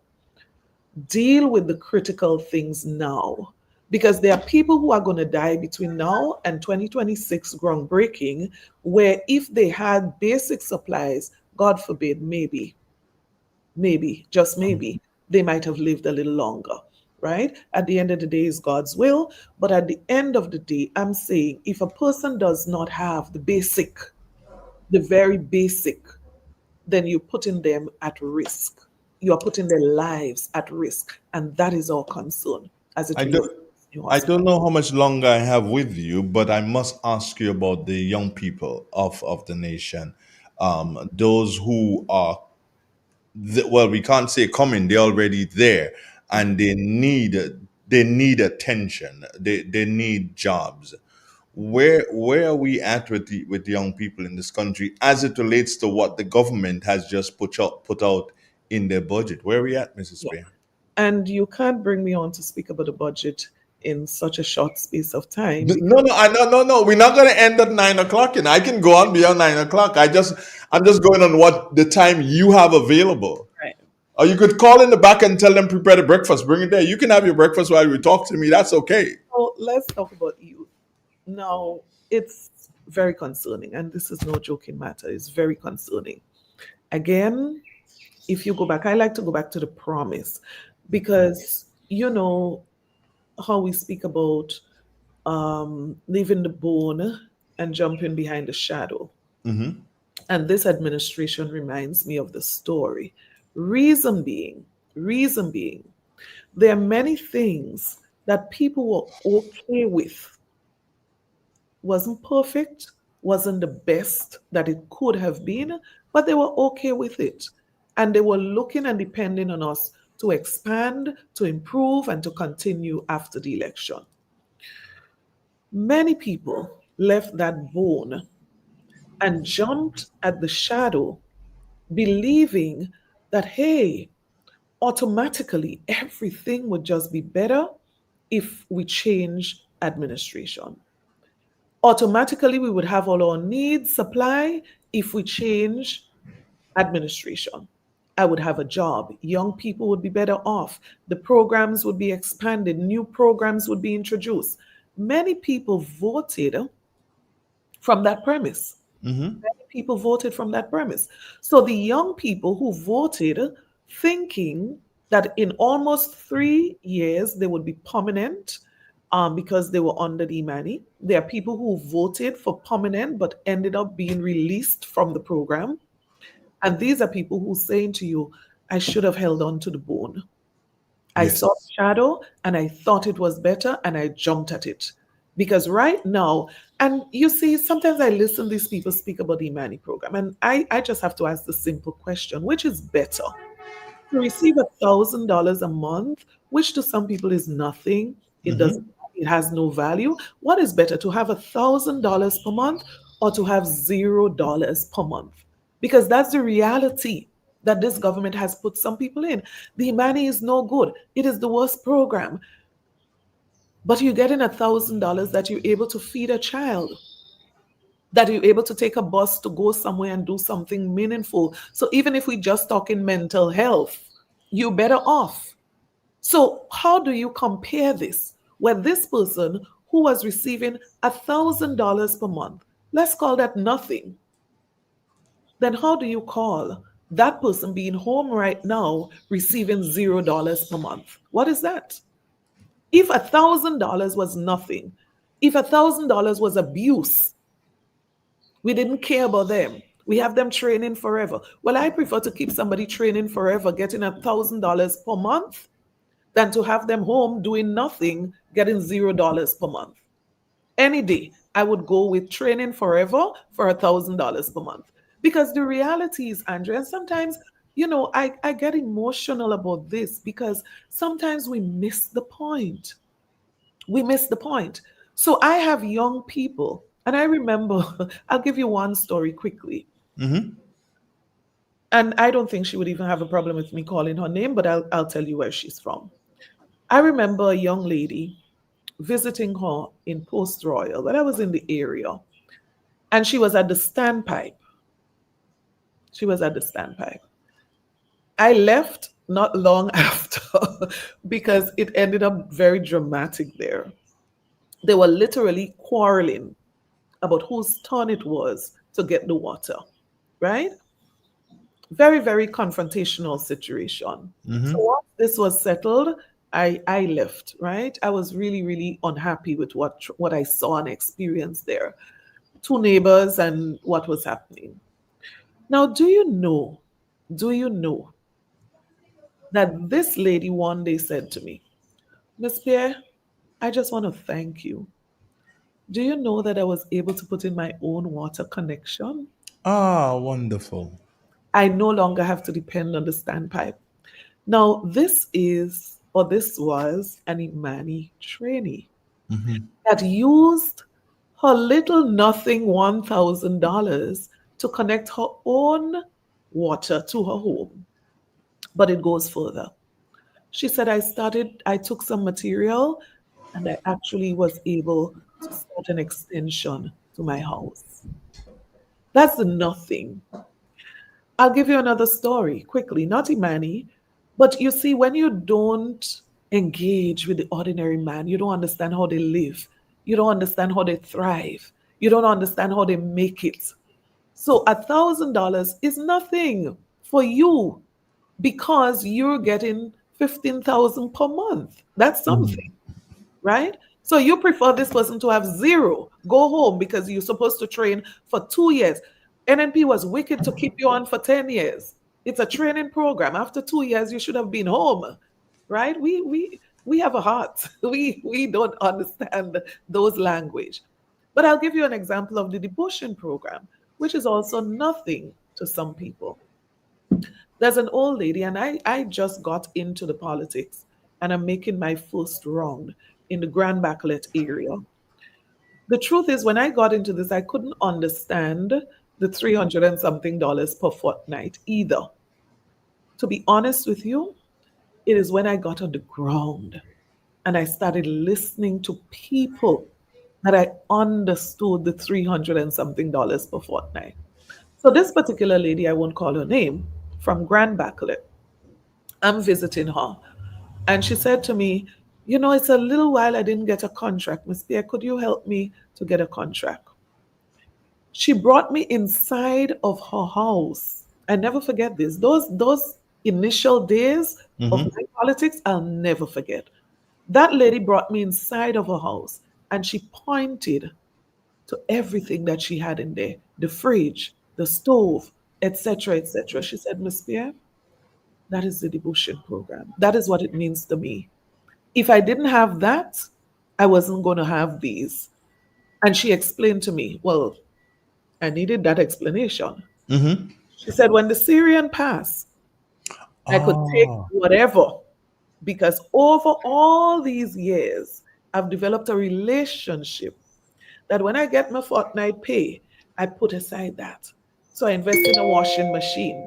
You see, these guys, these officials, they can go and buy a washing machine cash, right? They can even sponsor you one, right? Yes, But yes, this yes. lady, her devotion fortnight pay, she takes out $50 from that and she pays the Syrian or she pays whoever and she gets a machine that she can use. And for her, she can see her way over a period of time. Then she pays her susu, right?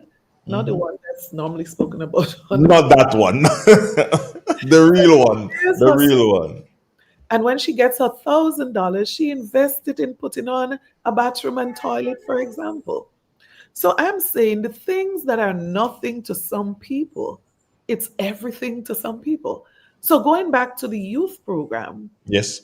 you said you were coming to make this better, more programs, more opportunities. People would be permanent. Just name it, we're going to do it. And what did you do in this budget? You underspent 2024. And not only that. So, for example, and that's why I say, Andrew, we need a day if we're going to be chatting about this, right? Yeah. You have a program empower, where young men who are vulnerable, in youth terms, we call it youth at risk, Mhm. marginalized young people who need something extra in terms of support. Yes. You have a program like this. In light of all of the crime, the issue of violence, and young people's involvement, is that a program you're going to underspend in? Now, could you believe that this government spent less, and I'll give you the exact figure, I'm sure I can find it, less than 50% of the budget was spent. Less than 50% of what we approved in 2023 was spent in 2024. But let's look at the general budget itself. Mm-hmm. The Imani program was cut by $8 million. Now, listen, for me, you don't have to keep the name. You don't even have to keep the same project, but give the opportunity. So that $8 million that you cut out in 2025, I'm saying you should have kept that. Add another 8 million or 10 million, 20 million.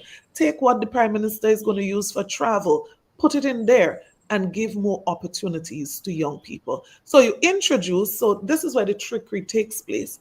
You introduce two new programs. That's what you tell us. And we're supposed to clap for that. You introduce two new programs, approximately $3 million in cost that you budget in for those two new programs. But guess what? You cut the budget from last year by 8 million. So think about it.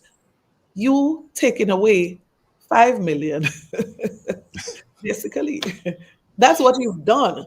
So two new programs is of no value in terms of significance if you talk in numbers based on what you did, right? You cut the budget, you're giving them less, you're giving young people less in total. And that's Yes. why you see they come with this surplus and, the pyramid surplus. Tell us the whole picture. Tell us the truth, the whole truth. Tell us everything. Don't give us a little piece here. You add in two new programs. Yes, everybody would clap for that. Two new programs. But what is there that you're not telling us? You're not telling us that of your total budget for 2025, the amount you allocated for a program in 2024 was reduced in 2025 by a whole $8 million. So even if you add something for $3 million, I'm not considering, you can't get a So, clap from me so for that. in straight thing, you take away $8 and you Mhm, give $3. mhm, So mhm, in essence, mhm, while yes, you did give, mhm. but you gave less than what you took away. Yeah, That in essence is what it there's is. somebody So listening so that you won't keep understand you that. keep you keep $5 in your pocket and you give back three Let's say dollars. you put $5 to increase travel. Let's be real. Now, do you know that the travel budget compared to last year has been increased by, I'm sure, over 100%. I don't remember the figure off my head, but I can Yeah. guarantee you it's more than 100%. Now, let's understand this. The young people that you care so very much about, you love them. They are the reason you are here. How do you account for spending less than 50% on a program that means so much to them? How do you account for cutting the budget by $8 million? But how do you even begin to account for increasing the budget for travel and hosting and entertainment by over 100%? Now, let's consider this. While you did that, so you underspent in a program for young men over 50%, the Prime Minister's ministry overspent by over $2 million. $2 million more than they budgeted in 2024. And that was on travel, hosting, and entertainment. Now, there must have been something in there that was not as important as the young men on the block in Telescope, as the young men on the block in Hope, as the young men on the block in Crow Show. You must have been able to find something there that you could have cut and to do more on the side of our young people. And so it's very, very unfortunate. But another one that bothered me is that while you kept the Imani program for almost 3 years, so it couldn't have been that bad. If it was that bad, you couldn't keep it for almost 3 years, else you just as bad, right? So you kept it for almost 3 years, but did not include not even one new person with the hundreds and thousands of young people out there begging and asking for an opportunity. No, no problem. If there are weaknesses that you felt could have been, but you mean almost 3 years you couldn't address the weaknesses, even if it's, you take a whole 3 months to do that and then take in a new batch, not one batch. And I don't want to say not one batch, not a single person, new, additional new person, almost 3 years had an opportunity under that program. But then if you speak in youth, you must speak education, right? And the I keep using some words repeatedly, but pardon That's me. okay. That's okay. The situation is dismal as it relates to these social programs where cost of living is so high. Cost of living is so high. This is when you need buffers. This is when you need cushion. The things that you can do to help people so that they don't feel the weight. We used to say, feel the weight of the river. You don't feel the weight of the rising cost of living as you're supposed to because the government is doing certain things. So in education, there was a 50% cut in the free tuition program for 2025. Now, you hear the boast and the claps and so on. Explain to me, why would you cut a program like that where so many people need an opportunity? But not only that, and it is a trend throughout the budget, in every important ministry where people and their lives are affected, go and check it. The government underperform, underspent in those areas. So only about 26% of the budget for that free tuition program, not even 50%. That is what was spent. So is it that people don't need it? Is it that you were not providing it? What was the problem? Why did you perform so poorly in a program that is so critical? But it goes back, as I said before some time, the policies of this administration, the way that they roll out policies, no consultation, no preparation. Let's tick a box quick. We must tick that box before the budget, whatever means. And I would just imagine maybe the directive from the prime minister, by any means necessary, just we have to tick this box. So get this program going. No consultation, very little consultation. And so you end up with a disaster. So imagine you have free tuition. Let's just be logical about this. You have free tuition.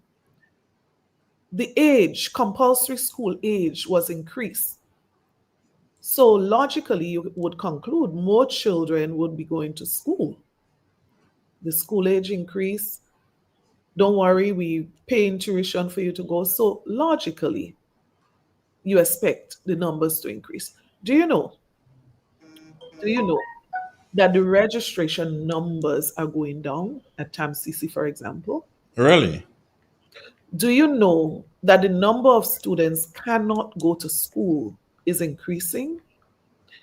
And you don't need extra common sense for this, right? If cost of living is going up, if people are facing significant challenges, meaning to put food on their table, meaning to buy basic medication, meaning to give people for transportation, meaning to give people to get their food for school, quite obviously, some people would be left with the unfortunate choice of not going at all.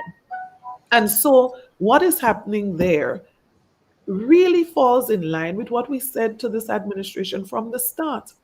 Do not remove the transportation program. Do not remove an opportunity for a person who have free tuition but don't have transportation. I mean, come on. How do you get to school? Free tuition but no transportation. How do you get there? How do you eat if you have no food? How do you get there if you have no uniform? Can I Mhm. access free tuition if I have no uniform to show up to school? Can I access free tuition if I need some tools and the teacher says you cannot come to class if you don't have the tools? And that is Mm. not for us. We said if you're in a needy position and you get your free tuition, because we gave free tuition. The difference was we didn't say cut off transport, cut off uniform, free tuition for everybody, because we knew the average person on the street knows that this doesn't make sense, right? If you connected with people, you understand this policy does not make sense. So we said, hey, you need free tuition, we support you with free tuition. But if you have free tuition and you cannot get to school, you don't have transport, we would also assist you with that as far as is possible. And that is why today, the dropout rate, that is why the attendance rate in TAMCC, for example, is what it is, because this government lacks foresight. It doesn't have the vision, it doesn't have the decency to listen to people who know better on policy decisions. All right, so I have another question for you here, and of course we have to give the listeners and viewers a time to interact with you a bit. They may have a question or whatever for you, but I must let you know, and I'm going to give you the opportunity to say good morning to Minister Andy Williams. My people have just informed me that you're very loud in his house, so you can say good morning to him because he's listening to you. So go. You see, Andre, when you do that, you put me in an awkward position because there are so many other persons who I know are listening. And so I would not want to speak Listen, about any that is person. the best political answer I've ever heard. Properly, just How will leave it my alone. constituents, I'm sure, how will my constituents, Politically correct you are, my dear. Politically how will correct you my are. constituents feel if I single out a person and Yes, I'm not one of that I person? I understand. So So I think I withdraw the question. I withdraw the I question. say good morning again to all Mhm. your viewers, all your Mm, listeners who may have joined after I said good morning. after I got you. Hey, 23, Mhm. 24, and now 25. Not one project, not one major project.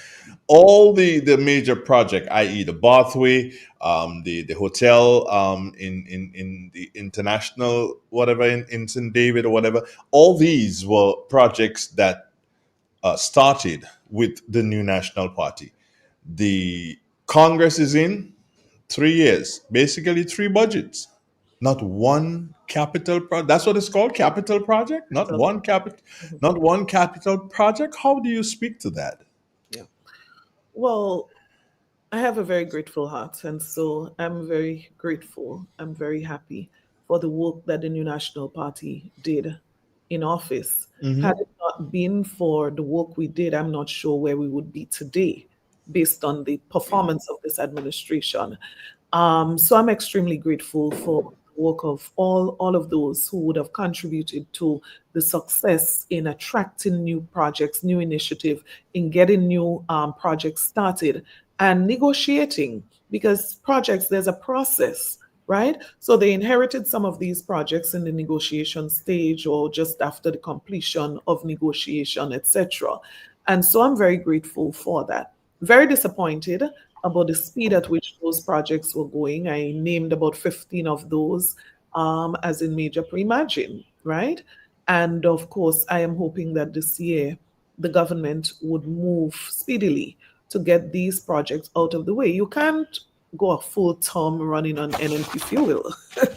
You got to at some time prove that you have your own fuel that you could run on, right? Definitely, And definitely. so you can't even begin to judge this government in light of the fact that most of what it's doing right now is based on the performance of the previous administration. I thought, quite honestly, in 1 year, they would get all of these initiatives because we want those initiatives to be completed. We thought that within a year or so, they would get those out of the way. I'm not sure if it's deliberate, and I'm being very genuine about this. I'm not Mhm. sure if it's deliberate in some cases. Let us go slowly with some projects. For example, the Simon Cultural Center. I don't understand, the speed at which this is going. I really don't understand. Is it that there's a deliberate effort to run projects longer than they're supposed to take so that people may forget that they were started on the NNP, right? What is the intention that you run them close to an election? So, a lot of things would appear to be happening closer to election. What is the objective? Why do we have so much delays in project? What happened to the pipeline and the unclogging? Almost 3 years. But if it was just that, I may not have even mentioned it. Andre, the concerning thing is the millions of dollars in cost overrun. A simple repair to an existing facility in Grenville, the sporting facility in Grenville, Victoria Park. Now, Yeah. when I saw the cost overrun, I could not believe it. So you can now understand if a simple little project like that run you in hundreds of dollars overrun, cost overrun, hundreds of thousands of dollars cost overrun, then you could understand what's going on with the Cliff project, the Molyneux project. Now you're talking overrun in the millions. And we are very concerned about this. People must not accept this as normal.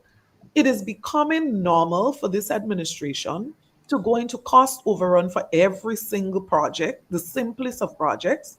And this is unacceptable. Taxpayers' money. We got to man. It's a sign of mismanagement. It's a sign of poor performance. I could understand you have a project, a particular project, out of the ordinary, exceptional, you call it, that goes on and on and on, longer than expected, and it probably the cost. But when almost every project follows the same pattern, then you ask yourself, what is the underlying truth with that project? And then you get people speculating. So some people say corruption, some people say all sorts of things, but you give them a reason to say those things and to speculate. In some cases, people say they have proof and evidence. I don't know. But I'm saying you give and you present an excellent platform when almost every project goes into cost overrun. Every project delayed. I And could not. we are calling on the administration that that's one of the areas that they must show some improvement on in 2025. I heard the Prime Minister making a statement as it relates to this and, giving instruction. Well, the minister, the current Prime Minister, is the Minister for Works. So you can't be blaming other people. Listen, in leadership, the buck stops with you. You have to take responsibility. You have to say, I am sorry for the current state of infrastructure in this country. I apologize for the situation, and I am going to take it personally as my responsibility to ensure that this is corrected. That is how a leader speak when there is a situation that reflects so poorly on the leadership. Mrs. Spear, I could not conclude a conversation with you and open phone lines and not just simply say to you this way, agriculture. Mhm, mhm. What's with that? You live in the breadbasket of Grenada. It's St. Andrew, big parish. That's what you're known for, food. What is happening with agriculture? Right, and I wouldn't give you an opportunity to close this interview without addressing agriculture. If you ask me one of, and I'm afraid to say which specific one, but if you ask me one of the ministries, the areas, particularly a productive area that I was most disappointed with would have been agriculture. And I have to say this, going back to something I said before. Let us not just look at the context of the government's failed performance. let us also look at the context of the commitment, the contract that they made with the people of Grenada, their commitment to the people of this country. So it's not just that you came, you didn't promise anything and you underperform. It's a case where you guaranteed people agriculture. NNP was the worst in agriculture. That's what they told people. And that we have all the solutions. We're going to be picking fruits with a, what you call a Grenlec truck. We're going to be doing all sorts of things, right? Let's look at what, and I'm actually pulling some figures because I like to refer to the figures. Because when you talk, people think you're all talking. Now, if you look at, let's start with the point of what the consumer price index is showing, an increase as it relates to the cost of food. But that increase in the cost of food, there are some specific food items that relates to agriculture that would have not only contributed to the increased cost in food, but those items themselves saw price increase. So you're talking about poultry product, you're talking about pork, you're talking about fish, right? Just starting right there, there's a concern because you're talking about feeding people. You're talking about local consumption. You even talking about exports, right? Now, no wonder why food export, when it's explained, you had a 37% fall there or drop there in terms of food export. But how does that relate?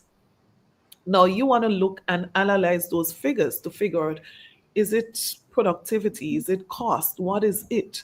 And that is why I said a Ministry of Agriculture, it's not just about giving out pigs and giving out goats, and we trivialize these things so badly. It's like, yeah, we give out 100 goats. Now, where is the strategic plan for agriculture? What is the strategic direction as it relates to poultry? Where are we going in the next 5 years? What is it for food security? Right?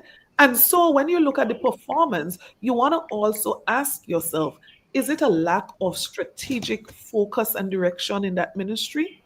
Are we using sufficiently the experts that we have in Grenada, the people who can help and support that ministry? Are we utilizing what we have? So let's look at some basic things that happen there. Yeah. In 2025, the overall budget for agriculture was cut by $30 million. This is supposed to be the government that cares about agriculture. They cut the budget by $30 million. How dare you? How can you be serious about agriculture?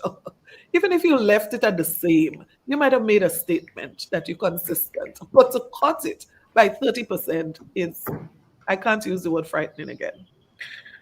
Farm roads, $312,674 was spent. So let's say $300,000 for ease of reference was spent on farm roads, a critical necessity for the improvement of the agriculture sector to facilitate farmers being able to go to plant, to reap. 300 and something thousand dollars spent when you budgeted $1 million for farm roads. Now, that's an area I would have loved to see us overspend. Just as we overspend by 2 million on the Prime Minister's travel and hosting and entertainment, I would have loved to see an overspend of, let's just say, 1 million in farm roads, a necessity for productivity in agriculture. But look at this again. 2 million was allocated for improving the poultry sector. They love the glamour and the nice word. We're going to improve the poultry sector. We're going to do this. We're going to do that. That is why nothing that was said there for me made sense until the end of this year when we assess what was done. I'm not taking anything this government says serious as it relates to what they're going to do. I'll wait with bated breath. So of the 2 million that was allocated, less than half. 873, so let's say $900,000 was spent. Now, how do you explain that? Poultry, feeding people, a sector that you said is so important for people, for the country, right? We want to be able to feed ourselves, food security. I mean, that's the language. This current administration. Do you remember their their pronouncements on agriculture during the last campaign? You would never believe that they would cut an agriculture budget by $30 million. It would be beyond your ability to think, to even guess that they would do something like that. But let's look at youth in agriculture, and I'm looking at the figures here. 1.65 million was allocated. Now, do you know that only 400, approximately 400,000 was spent? Do you remember this government speaking about the importance of youth in agriculture? Now, you talk a lot, but when you get an opportunity to perform, you fail. Because this is not a case where you spent little because you had little. Let's just get that. If it's a case where you spend little because you had little, we would forgive you. We would understand. We would empathize, right? I wouldn't even be talking now. I would decline your invitation to come on this program. But this is a situation where this administration has squandered an excellent wicket, as Dr. Mitchell would say, an excellent wicket that Mm-hmm. to bat. I don't think any government in the history of this country has had a good wicket as this administration to bat. And what they did comes close to a match where your best batsman get out for duck. No, it's a disaster. So after that, the whole team in disarray, thing. Mm-hmm. Mm-hmm. Right? Mm-hmm. No, you met the pregnant treasury. And when people say things and then come and say they never said it, you get extra, you get worried about this. So you said you met a treasury that was pregnant. $500 million. Let's call that. Well, then you can talk about surplus. Let's call that some surplus in there. And I'm just being funny about this. But you met a treasury that's pregnant. $500 million. You get 14 days after the hurricane, Mm-hmm. $118 million. On top of that, you boast that you raise revenue of over $1 billion in CBI passport sales. No, you should not even be complaining about fiscal issues and fiscal problems. You should not even be complaining. You should be overspending on critical productive areas like tourism and agriculture and social areas like youth development and education. You should just be performing. You get a wicket, just be batting. They have to turn off the light on you because you're batting so well. You bet. Yes, yes. That is where we should be. But what we are seeing is the total opposite, Andre. The total opposite. And one of the primary reasons for where we are, it's simply the mismanagement of the resources of this country. And it reminds me of what happens when many young people and that is why financial literacy is so important in school. Because I speak to so many young people who say that they need somebody to help them with their Mm-hmm. financial resources. In that first little phase, you just get a job, right? So you're not used to having $1,500, $2,000. You're used to having 25 cents and a dollar. That's what you're used to managing, right? $2 for break and so on. And as people would say, perhaps you get a job and you start earning $2,000. Some young people would give their mommy and say, help me to manage that. Because some persons, because they don't have the experience in managing that much money, they would blow it out in the first weekend that they get their pay, right? Yes, yes. And so when I think of the approach of this administration, that's what I remember. So you come into office, wow, it looks good. A pregnant treasury, 500 million sounds like a lot of money, impossible to finish. And you just go on a spending spree.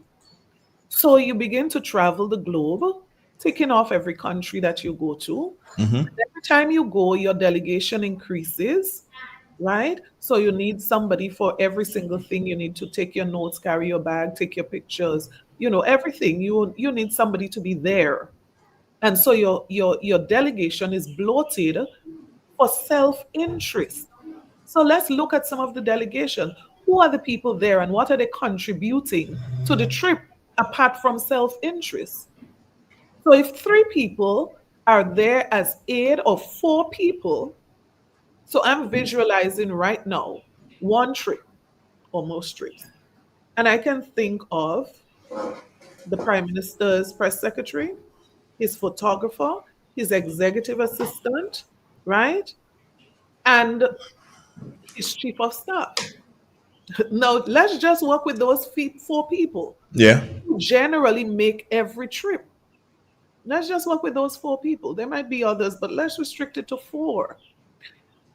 These 4 people, what is their role in Dubai? What is their role in Africa? What is their role? And I have no issue with these 4 people, but I'm using it in the context of the resources of the people of this country. Every 4 of them I have respect for. But I'm saying in the context of our financial fiscal situation, what is the reason for going on every trip? To take the notes for the prime minister, to give instruction to the staff of the prime minister, to take the photograph of the prime minister, to do press releases for the prime minister. Think about it. All for the prime minister. What value are you adding to the country by your presence in Dubai, by your presence in Africa? And those are the questions that we want to ask. So it's a great thing that the prime minister is well taken care of on every trip. But the $1 million question is, can we afford this luxury at this time? That's a question. I think 10 people should go with him. But can we afford it right now? The When question. people in You go ahead. are struggling with cost of living. People all over the country cannot meet their basic bills when the month end. And there are no serious measures. And this is a critical point because, yes, cost of living is going up worldwide. We understand that.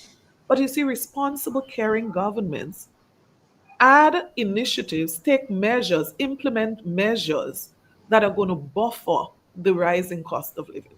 So when you read out, not you, sorry, when the minister read out that list of VAT exempted items, my reaction was, what's new? I mean, what's new? We could not end and not give the listeners, those who would want to maybe share a comment, maybe offer a congratulatory message to you, whatever. So the phone line that's open 442-0175. Wow, it's like they're waiting, man. I hope you can hear. If you can't hear them, then just let me know. Good morning, caller. Good morning, Mr. Andre Donald. All right, hold on there, Clifford. Are you hearing Clifford? Mrs. Yeah? Spear? No, hold on, Mrs. Spear. Yeah, Are you? I'm hearing him You're loud and hearing. Right. So she's hearing you, Clifford. Go ahead. Good morning, Mrs. Spear. Good morning, Clifford. How are you? And how are you?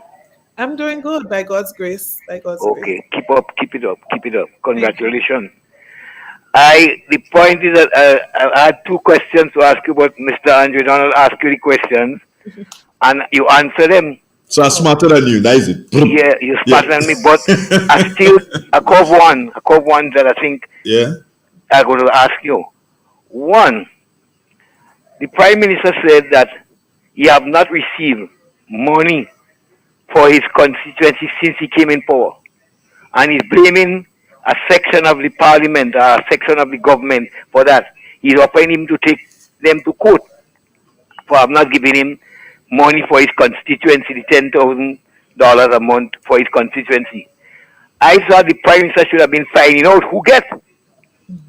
I don't know your opinion on that. I want to find out your opinion on that. How come the Prime Minister have not received and he's claiming that all the others received? Right? Secondly, the Prime Minister is blaming for the work of the road in Woodlands. He's blaming the contractor for slow and inefficient and length on the work. The contractor, the head contractor, is claiming that they are a little bit in time, but is nothing to their fault directly. Can you intercede into that for me, please?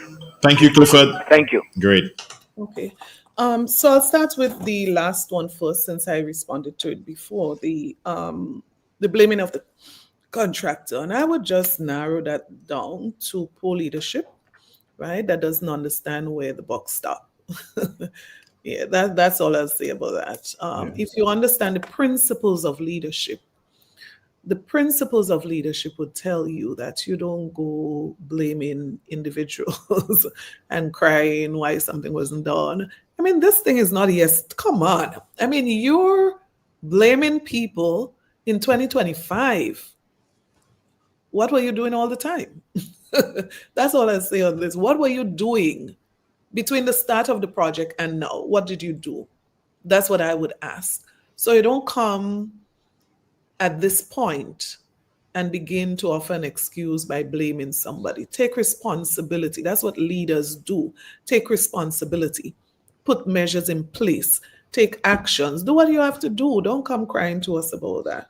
We've got another caller. You had another part of the The question? other one. Yeah. So something I would just answer the first question. What was it? The parliamentary fund, right? Yes. Mhm. I would just answer this by saying two things. One, anything that was agreed upon as it relates to this was agreed upon at the House Committee, taken to Parliament, where a decision was taken as to how this would proceed. Right? So there's an understanding at the level of Parliament. This was not a side conversation or some backroom conversation. This is something that was approved in the Parliament, and there's an understanding among all parliamentarians that all would have agreed to of how this would proceed. So I was very shocked to hear that there's an exception to the rule in the case of the Prime Minister. But I just want to make the point. The Prime Minister should be in charge of the cabinet. He's the boss of the cabinet. Prime Minister is not boss of the parliament. All members are equal in the parliament. And I think I want to say this for more than one reason this morning, because I think there's this impression, whether given or an impression that persons probably just on their own perceive it to be that way, that the Prime Minister is in charge of the Parliament. All members, he is not the Prime Minister in Parliament. He is the member for St. David's in Parliament. So he has no more power than the member for St. Andrew Northeast, or the member for St. John, or the member for St. Mark. All members are equal in the Parliament. So he runs things, he controls things in his cabinet, the executive. Let's get it right. In the Parliament, we are equal, and we deserve the same level of respect regardless of which side we sit on, because we were elected by people to serve, which is why we are there. We didn't bring ourselves there, put ourselves there. We didn't beg to be there. We didn't come there because of something that we did personally. People wanted us there. They elected us. And at no point should anyone behave as if they have an authority, a power that we don't have equal in the Parliament. So I wanted to clear this. Okay, we've got another caller. Good morning. Good morning, Honorable Emiline Pierre. Good morning. Thank you for expounding on the mismanagement of this administration. May God continue to bless you. Have a great day. Love you always. Thank you so much. Thank you, Marilyn. Okay, we've got, do you have another caller? No, not as yet. 442-0175. Those are the digits that can be dialed. And we've got someone here on the WhatsApp. Let me see if I can bring that person up and if you will be able to hear this one. Let's see. And the WhatsApp person, good morning. Hi, good morning. How are you? I'm okay, Mrs. Spear. Are you hearing him? I'm hearing. Yes, she's hearing you. Go ahead, please. Hi, Mrs. Pierre. first of all, no disrespect to your family and your husband, but oh my days, the visual, oh my days. I like I like exactly what you said. One question I had, I noticed some programs online suggesting that the stadium, for instance, or on the port, they are credited to major projects that the NEC administration has done. There's even claiming a bridge to Sotez connecting to body of water. So I'm assuming it's a bridge to Sotez to Carrefour. It's actually on display online. I think Miss Jenny Simon had a program where she highlighted a couple of them. There's about 12 different projects. I would like you to speak about that if you can, because it seems to me that a lot of the work that's being there is being plagiarized from stuff that you guys did. Thank you, And caller. they add in some Oh, 3D models suggesting that they are doing these things, but I'm staying in Grenada and I haven't seen any of those. okay. All right. Thank All right. you. Yeah. Thank you. Thank you, caller. Yes. I believe the administration would receive far more support if they give more credit where credit is due. Um, there's nothing wrong in saying that we inherited this project. Had it not been for the work of the NNP, we would not have had this project, but we are committing. This is what I would have done. I would have said, we're committing to ensure that it happens, that is completed. So you get some credit, the past administration gets some credit, but then you can swiftly move to bring in some new projects that you can say, hey, we finished what NNP started, but hey, 1, 2, 3, 4, 5, 6, 7, those are new projects that NNP had nothing, absolutely nothing to do with. I guarantee you this is not going to happen this year. What you're going to see this year is a continuation of the projects inherited from 2022, right?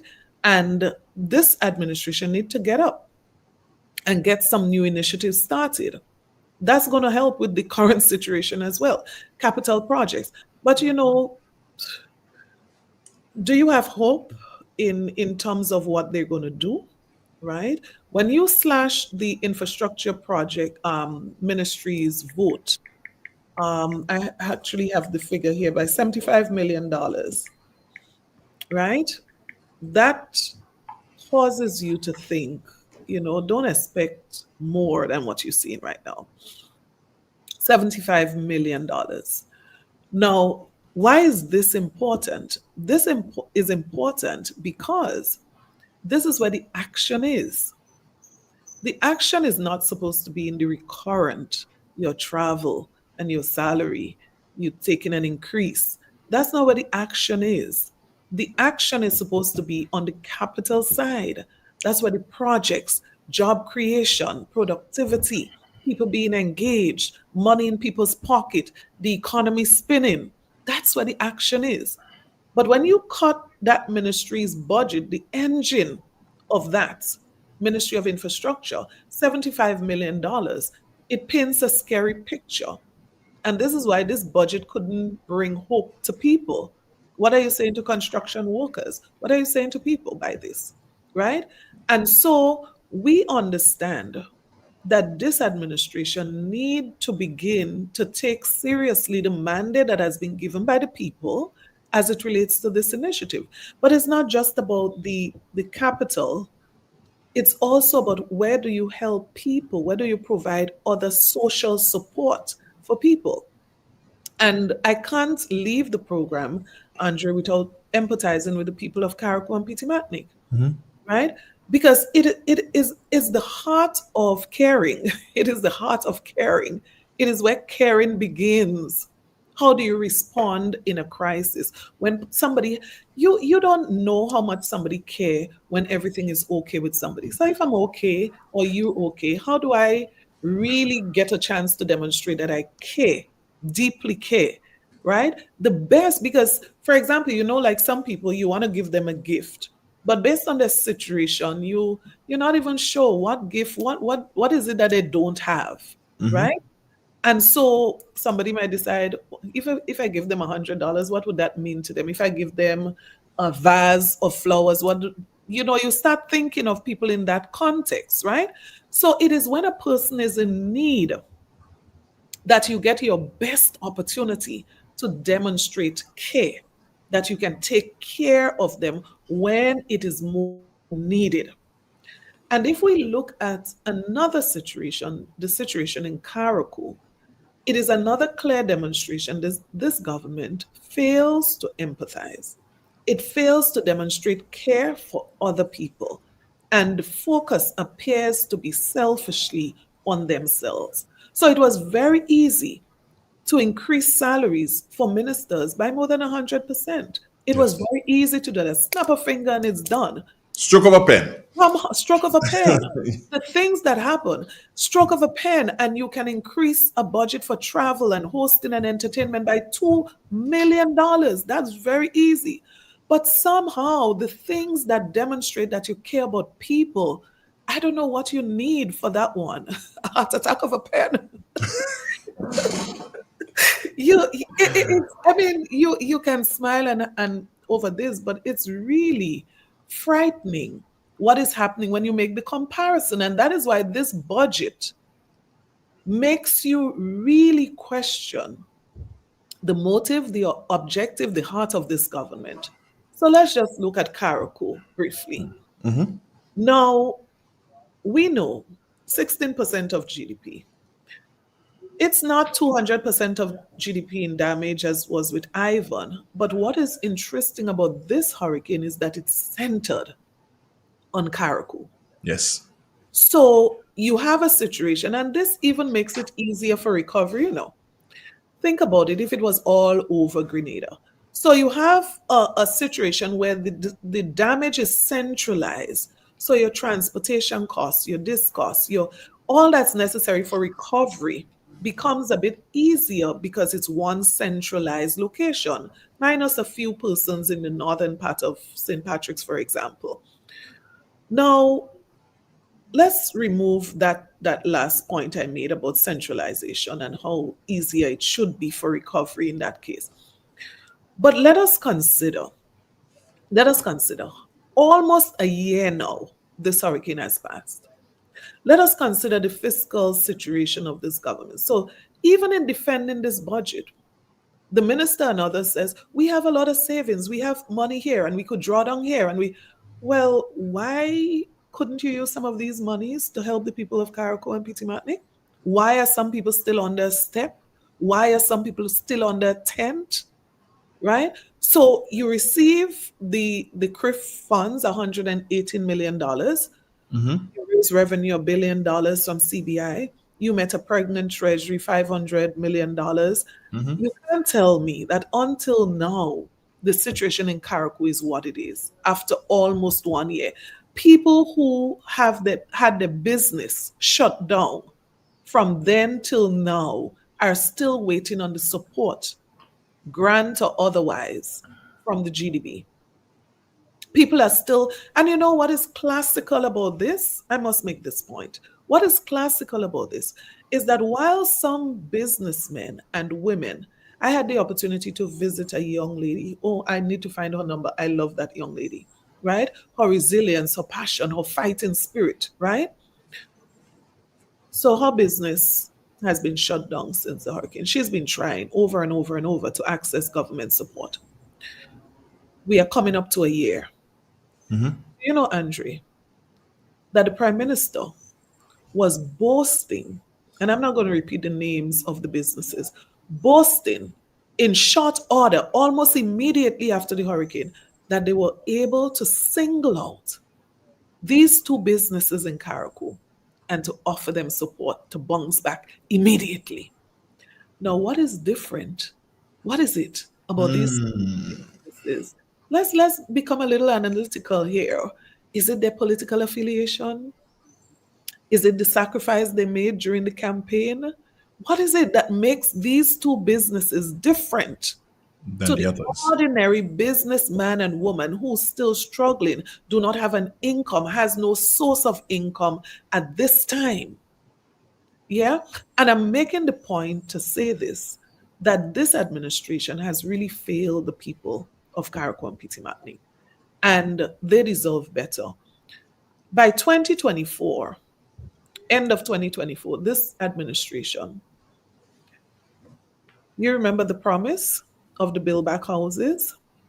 How many Yeah. people Yeah, communicate. 100 here and a set in the mind. Some was left in the brain and Yeah. stuff like that. Yeah. I couldn't believe the table knock. And listen to dishonesty, this deception. And that is what I cannot deal with.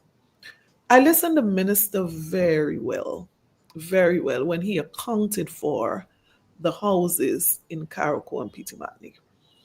And he said, well, I said, not one house was handed over when 100 was supposed to be handed over at the end of December. And even if you extend and you go, I could have gone up to March and say only three from the 100 that was supposed to be handed over in December were handed over by March in the next year. Poor performance, incompetence, I call that. How dare you have $118 million in CRIF payout 14 days after a hurricane and deliver three houses almost a year after? Total incompetence. There's no other description for something like this. But listen to deception. The minister explains, and table knock. Over 100 houses are in different stages. Now, this is where I get sick now because I don't want to hear about the stages of the houses. People are wetting. The stages doesn't matter to anybody unless they have a roof over their head. So stop playing around with people's, stop playing with people, stop playing games, right? Three houses after almost 1 year is unacceptable. So what you should be doing is not playing PR tricks with us. What you should be doing is finding a means to get these 100 and something houses handed over to people. And I'm saying, I remember, Andre, and I'm sure you remember this. We advertised that we were going to be hosting for the first time the U17, CONCACAF U17 tournament in Grenada. Everyone was so excited. We made a big news about that. We had a press conference about this. 3 weeks before the tournament was to start, we had an official from CONCACAF visit to assess the situation. And that official said to me in the presence of Chenny Joseph, Minister, I'm very sorry to say to you that we would have to pull out that tournament from Grenada. Grenada, based on what we've seen today, it would be impossible for Grenada to host this tournament, right? I said to him, I'm giving you my word. Whatever it is that has to be fixed, Grenada will have it fixed within the time that you need it to be fixed. I made that commitment knowing that if we had to take night and make day, we were going to do it to be able to host this U17 tournament that we needed to host. He said to me he cannot see any way. Chenny Joseph could testify to this. He said he cannot see any way that this would be possible. It's impossible according to him. And I said to him, put me to the test. Just give us an opportunity to prove ourselves. The rest is history. People took night and make day. We pulled in contractors. We did whatever was necessary to ensure that it happened. And even today, I'm still so grateful to the people who stood with me as Minister for Sports at that time because they bought into the vision. It had to happen. Now, I'm saying, therefore, when you have a crisis, you have to have a vision, you have to have a plan, you have to know how you're going to beat the odds. So don't come and tell me about labor is the problem. There are people, you remember what happened in Ivan? We brought in labor because labor was an issue. We didn't sit down 1 year after crying, oh my God, well, the reason we couldn't build back the houses is because of labor. We invited people to come. And I'm saying this administration, the same chartered flight that takes the prime minister to and fro, we could charter a flight and bring in some labor in Carriacou, put them on the ground. Man, you give me Carriacou and ask me to fix that Carriacou for you. I'm getting a group of Grenadians. I'm getting a group of people from Carriacou. And I'm telling you, give us a month and we're going to turn this around. Because you can don't tell me about material supplies in Grenada. Well, my God, charter something, get something, do something, get out. You are accustomed going out, bring back Serious. I have to pause you there because I want to get this caller has been there for quite some time. So we're gonna take that caller. We only got 5 minutes, so we're gonna take that caller, and then I have a request to make of you, and then I give you a minute for your final word. So let's take this caller. Good morning, caller. Go Good ahead. morning, Andre. Good Yes, go morning, ahead, Mrs. Spear. please. How are you? Mrs. Good Spear, morning. Good morning. Good we, morning. the supporters of St. George Northwest, we want to congratulate you of Thank you. becoming the political leader of NP and also the becoming the opposition leader. And Thank we, the people of St. George Northwest, we stand with you 100%. Have a blessed day. Thank you. Take you care of yourself. Have so a much. wonderful day. Appreciate you. Mrs. Pierre, I'm going to give you your final WORD, but I must make a request. You did say to me, and I do agree, that time is definitely not enough if we are to talk about this and other things. So here's my proposal, publicly on air to you. Mm-hmm. Yeah. Tuesdays, once a month, you decide whether it's the first, second, third, or fourth Tuesday. Once a month, you come on at the same time, and we go to the same time, 10 o'clock. Deal or no deal? Well, if any of my people are listening, I Yeah. know what they're gonna say. Oh, she won't make a promise. That's what they say about me. She never That's what makes it a is. promise. But if Yeah. you're not So if you're not able to make let me it, if put you're it not this able, way. yeah, yeah. Let me put it this way.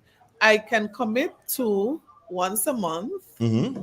providing that Mm-hmm. there's nothing critical or extremely urgent that is happening on the day that we schedule that I would come. So No um, problem. I think I can compromise there. So Not a so so blanket statement. not a blanket statement. So as they say it in the entertainment world, your people will call my people, and my people will call your people, and then they will arrange. And that's how they say it in the I am entertainment good world. with that. I'm good with that. And I must thank. I've never had at present what 626 viewers. I've never had that amount of viewers on a program that I'm doing by myself, and it must mean that you added definitely something to the program. The likes I think got close up to 300 this morning. I don't think it got to 300, but pretty close, and that really and truly is an achievement for us here at Real FM in the middle of the day. If you'd understand, it's not nighttime where people can kick back. This is the middle of the day, and they sneak in because they're at work. Now I give you a minute for your final words, Mrs. Spear. My final word, and I want to recognize all of your special, very special viewers and listeners who are on. My final word to people is in spite of all of this, in spite of the situation, do not lose hope. I want to beg of you, do not give up. I've spoken to some persons who I've had to counsel into saying, it will be well. It is well. Do not give up hope. I know that for many people, they face tremendous challenges, but I want to encourage us. Let us be supportive of each other, whether we can do so tangibly or whether we can do so with encouragement, encouraging words, whatever it is that we have that we can give, whatever we can do, let us not take for granted. Have you noticed on Facebook? I know you said a minute. Sometimes the number of people who are saying, I feel to end my life. This is the end. I can't go anymore. I give up on life. Listen, as long as you can breathe, there is hope. As long as you can breathe. And I want to commit two things this morning. One, the new National Party will be your voice. We might not be able at this point in opposition to solve your problems, but we'll be your voice. We would represent you. We would address the issues. We would speak up. We've seen results in some cases as a result of our standing up for you, the people of this country. So we'll continue to do that. But I want to give you an even bigger assurance this morning that the new National Party is prepared. We are prepared to bring better to the people of Grenada, Carriacou, and Petit-Matic. We are prepared to do better. We have what it takes to do better. And we are saying to you, the people, that when that opportunity comes, Do not leave the bone and go after the shadow. Do not be fooled by empty promises. Do not be fooled by promises that are glittery as opposed to realistic promises. And that's one of the things I love about our party. When we make promises, go back and check our promises. We would have never, as good as it sounds, as exciting as it sounds, as tomfoolery as it sounds, we would have never, ever promised, even if it would have given us every vote in Grenada, as a responsible government, we would have never promised to make every single person permanent because we know, we are still aware, and that's why we hold this government accountable under the 1958 Pension Act. Don't try to fool people. Don't try to mislead people. Don't try to trick the people. You promise that you're going to make everyone permanent based on the 1958 Pension Act. You knew at that time it was impossible, but you promised it. Why did you promise it? Because you wanted to win by any means necessary. That's not NNP. NNP promise what it can responsibly deliver. And that is what you have, a genuine party, a genuine group of people that want the best for you, would do the best for you. And I'm not going to say that there aren't areas that we needed to improve. My commitment to you, wherever we fell short, whatever we did not do enough of, I'm given that commitment that we are prepared to do it the next opportunity that we have to serve this country. That's my commitment to you, not just on my own personal behalf, but on behalf of the entire team NNP. We are preparing ourselves. Once that bell rings, we are preparing ourselves to serve and to serve you in a way that you would be so proud of every single one of us. So God bless you, Brother Donald. God bless Real FM and all of your listeners this morning. I kind of smile. I got Brother Donald, would you believe that? I'm probably feeling unionish this morning. Or you're feeling churchish, one of these things. I'm always feeling that way. So unionish maybe is what I know. Well, as you say unionish there, maybe you might you might want to listen in tomorrow, because I got the commitment from the president of the Public Workers Union. She's going to be on the program tomorrow morning from 7:30. So you might want to listen I'm happy that a bit there. I don't just want to listen tomorrow, but I want to use the opportunity to congratulate Sister Daisy on her victory. And I want to wish her all the very best. I pray that her period of service to this country and to the union in particular is going to bring great benefits to the people that she serves. And I have confidence in her leadership. Having had the opportunity to work with her very briefly in the Ministry of Education, I believe that she genuinely cares about people and she wants to get things done. She is somebody who wants to get things done, and I think I would want to encourage her to do the best she can for the people that she serves. So my best regards to her. Well, we just wrapped up, and there's someone calling in, and I don't ever believe that we should leave people hanging. I don't like to do it. So with my job on the line, I'm going to take this final caller. Good morning, caller. Problem, Andre. Well, your job would have definitely been on the line, because I would have invoked my clause as a proverbial member of the board of directors. You would have lost your job, most certainly. Andre, good morning. Good morning, Mrs. Pierre. I am not like most people. My voice cannot hide, so I am going to say this is Jason Skeet here. Yeah, boy, I know. I was the first person to discover that voice. Remember, careful now. Andre, oh gosh, yeah, why you going there? You ain't going there, Virgin, but Andre, respect. All right, for the benefit of everybody, myself and Andre, we've known each other for in excess of 30 years. Yeah. That's what you want? Right, that's it. Right. Tell me, Jay. So, Ms. Pierre, I know that you have to go, but I was listening so eagerly that I lost the fact that I wanted to make a contribution. Here's what I'm asking. In this present budget, this 2025 budget, I have seen, off the top of my head, I could remember I think it's about $24 million, just above $24 million allocated for sports in 2025. And when I take a look at that document, I have seen things like lighting of the stadium, the working for playing field, and those things. I am yet to see any serious development as it relates to sports from this administration. And I say sports because you know, and Andre, you would know that I'm very passionate about sports. I live for sports. Sports saved my life. And I am yet to see any serious thing put forward about how we give young people opportunity. Are we going to be dependent on the lotto purse for that, as they have been for the last couple of years? And I'm saying that against the backdrop to say this. When young people get involved in sports, young people get involved in sports as a means of a way out.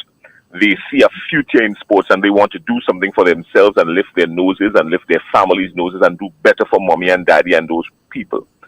When older people get involved in sports, like myself and Andre, we get involved in sports as recreation and as a means of staying fit and trying to keep our health in check.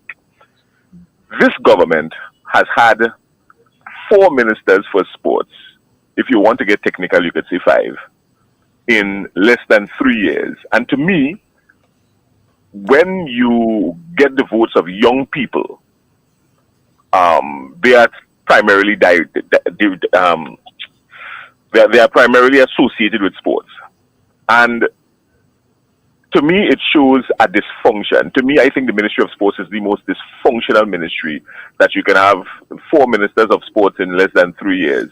And none of the people who served as ministers for sport have had any significant achievement, not just in sports, but in sports administration or sports association. So they cannot relate to the ordinary sportsman. Just give me some context, and maybe I'm judging them harsh, I don't know, but can you provide some context to that for me, please? Because I'm flabbergasted by it. Well, to ensure Andre doesn't kick me off, I would summarize. I promise you I wouldn't. The caller's gone, but I promise you I wouldn't. There's a bigger problem. I really committed. I wanted to be with Brother Cox in the Okay. Yes. It's almost impossible to get there for the presentation, but I believe, knowing him, he would understand why we went an hour above the scheduled time, and I believe that his line of thought would be, if she was speaking up on behalf of the people, if she was representing the people of Carriacou, I'm okay that she missed my presentation. So I'm sure he must be almost getting ready to present right now. And so I wish him all the best in his presentation. I probably would catch it online. But going back to the issue of sports, it comes back to what I said earlier. This government asked for a chance to do better. Now, we must never accept a situation where they're doing the same or worse in most situations and remain comfortable about that. So we gave you that baton so that you could run and you could get to the finish line and win. We didn't give you that baton for you to stand up where we gave it to you. That's not what we gave you for. Yeah. Or to start running backwards. You know, in the pre-primary school races, you normally would see the children running in the opposite direction. That's not why we gave you the baton. We gave you so that you can run to the finish line and you can do all these things. So you are absolutely right, Jason. The promises in the area of sports, the promises made about investment in athletes and recognizing what different, what more can you point to that has been done, what new? And so we are saying almost 3 years, you have failed the athletes. You have failed the persons who are involved in the sporting fraternity, because that is not what they expected. You can't come and regurgitate everything that NNP did and bang the table and feel that you're doing a good job. Or everything that was in the budget for 2022, you bring it back in 2025 and feel that you're doing a great job. That's not why people voted for you. They voted for you that you would do what NNP was doing, plus all the additional new things that you said you could do in 1 year. And that's the thing. People did not give you a contract for 3 terms and up to 2075. Let's get that right. People are serious. They're not joking. So don't take a contract for 5 years and gallivant as if you have a contract for 25 years. No, no, no, no, no, no, no. People gave you a contract for 5 years. Almost 3 years have passed. So whether it's sports, whether it's agriculture, whether it's tourism, whether it's education, whatever area it is, just know that half your time has expired. That's what I'll say. Half your time has expired and you have not started to run as yet. That's what I say. Mrs. Pierre, thank you, thank you, thank you, thank you so much, and thank your husband because when I couldn't get you this morning, I had to call him as usual. I had to call him That as usual. as usual. And but hold on, I listened to him, listen to his response. Oh yeah, I know that you're on this morning. Don't worry. That was a trip. Anyway, but give him my regards, please, he's my good buddy there. But again, thank you so much on behalf of all the viewers, all the listeners on terrestrial radio, all those who hit the like button. Thank you, thank you, thank you, Mrs. Pierre. It was great having you. And we just have to figure out whether it's first, second, third, or last Tuesday in the month. We'll have it once the situation provides itself for that opportunity. Again, thank you so much. And to the constituents of St. Andrew, is it Northwest? No, don't get it wrong. I'm from Southwest. Northwest, so You're from Northwest, yeah. But the special people of St. Andrew Southeast, they are the There, reason. Southeast. There's a lady, Mrs. Pierre, who lives in the Pearls area. That's not your constituency. However, she did come from the Post Royal Richmond area, which would be your constituency, or is it? It depends. It Depends depends. on where. Yeah. If it's Richmond, it's more likely that it would be Sister Yolan's. Yolan Bean, yeah. There. Her name is she's a Williams. She's married. She's a Williams, and I spoke to her a couple weeks ago on a Tuesday morning. She was absolutely brilliant.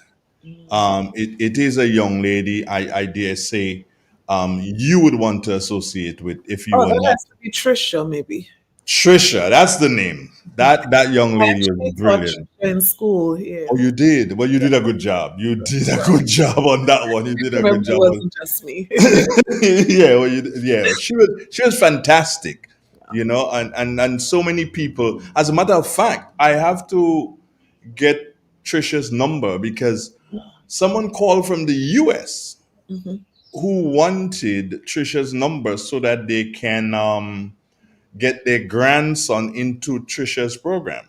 That is how serious I, they I, was. would, I would say this. Let me take an opportunity to promote Trisha's program. Yeah. This is a brilliant young lady, and sometimes the way we measure brilliance can be very traditional.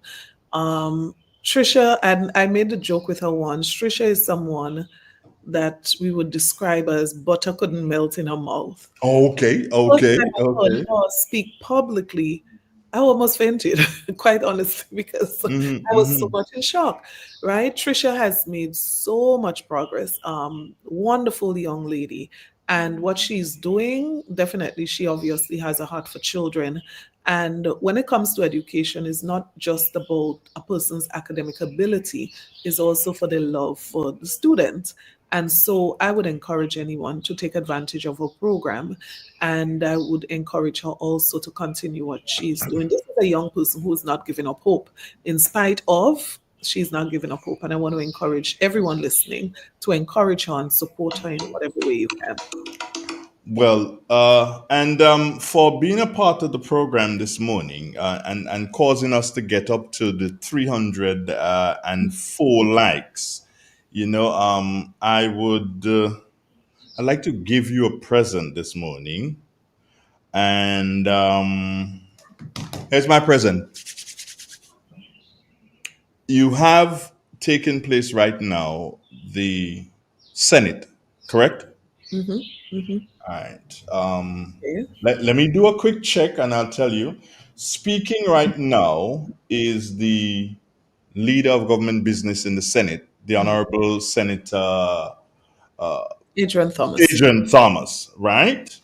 Which means that Honorable Nolan Cox will be next. Mm-hmm. Okay, I can come from you and go straight to Mr. Thomas Mm-hmm. and bring the rest of Mr. Thomas and the entire presentation of Senator Nolan Cox, or I can come from you and go back into normal programming. It is your choice.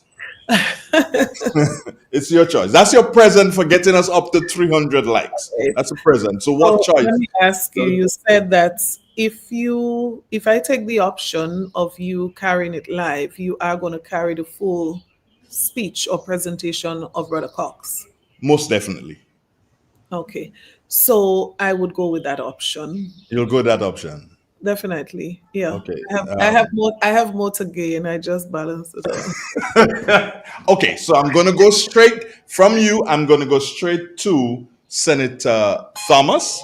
Mm-hmm. And then after Senator Thomas, well, Senator Cox will be. Yeah, he should be wrapping up anyways. Right. So we'll go straight to that. Yeah? I thank you for providing me with a great excuse to give to Brother Cox. Yes, and tell him, look, I got that for you. That wasn't there.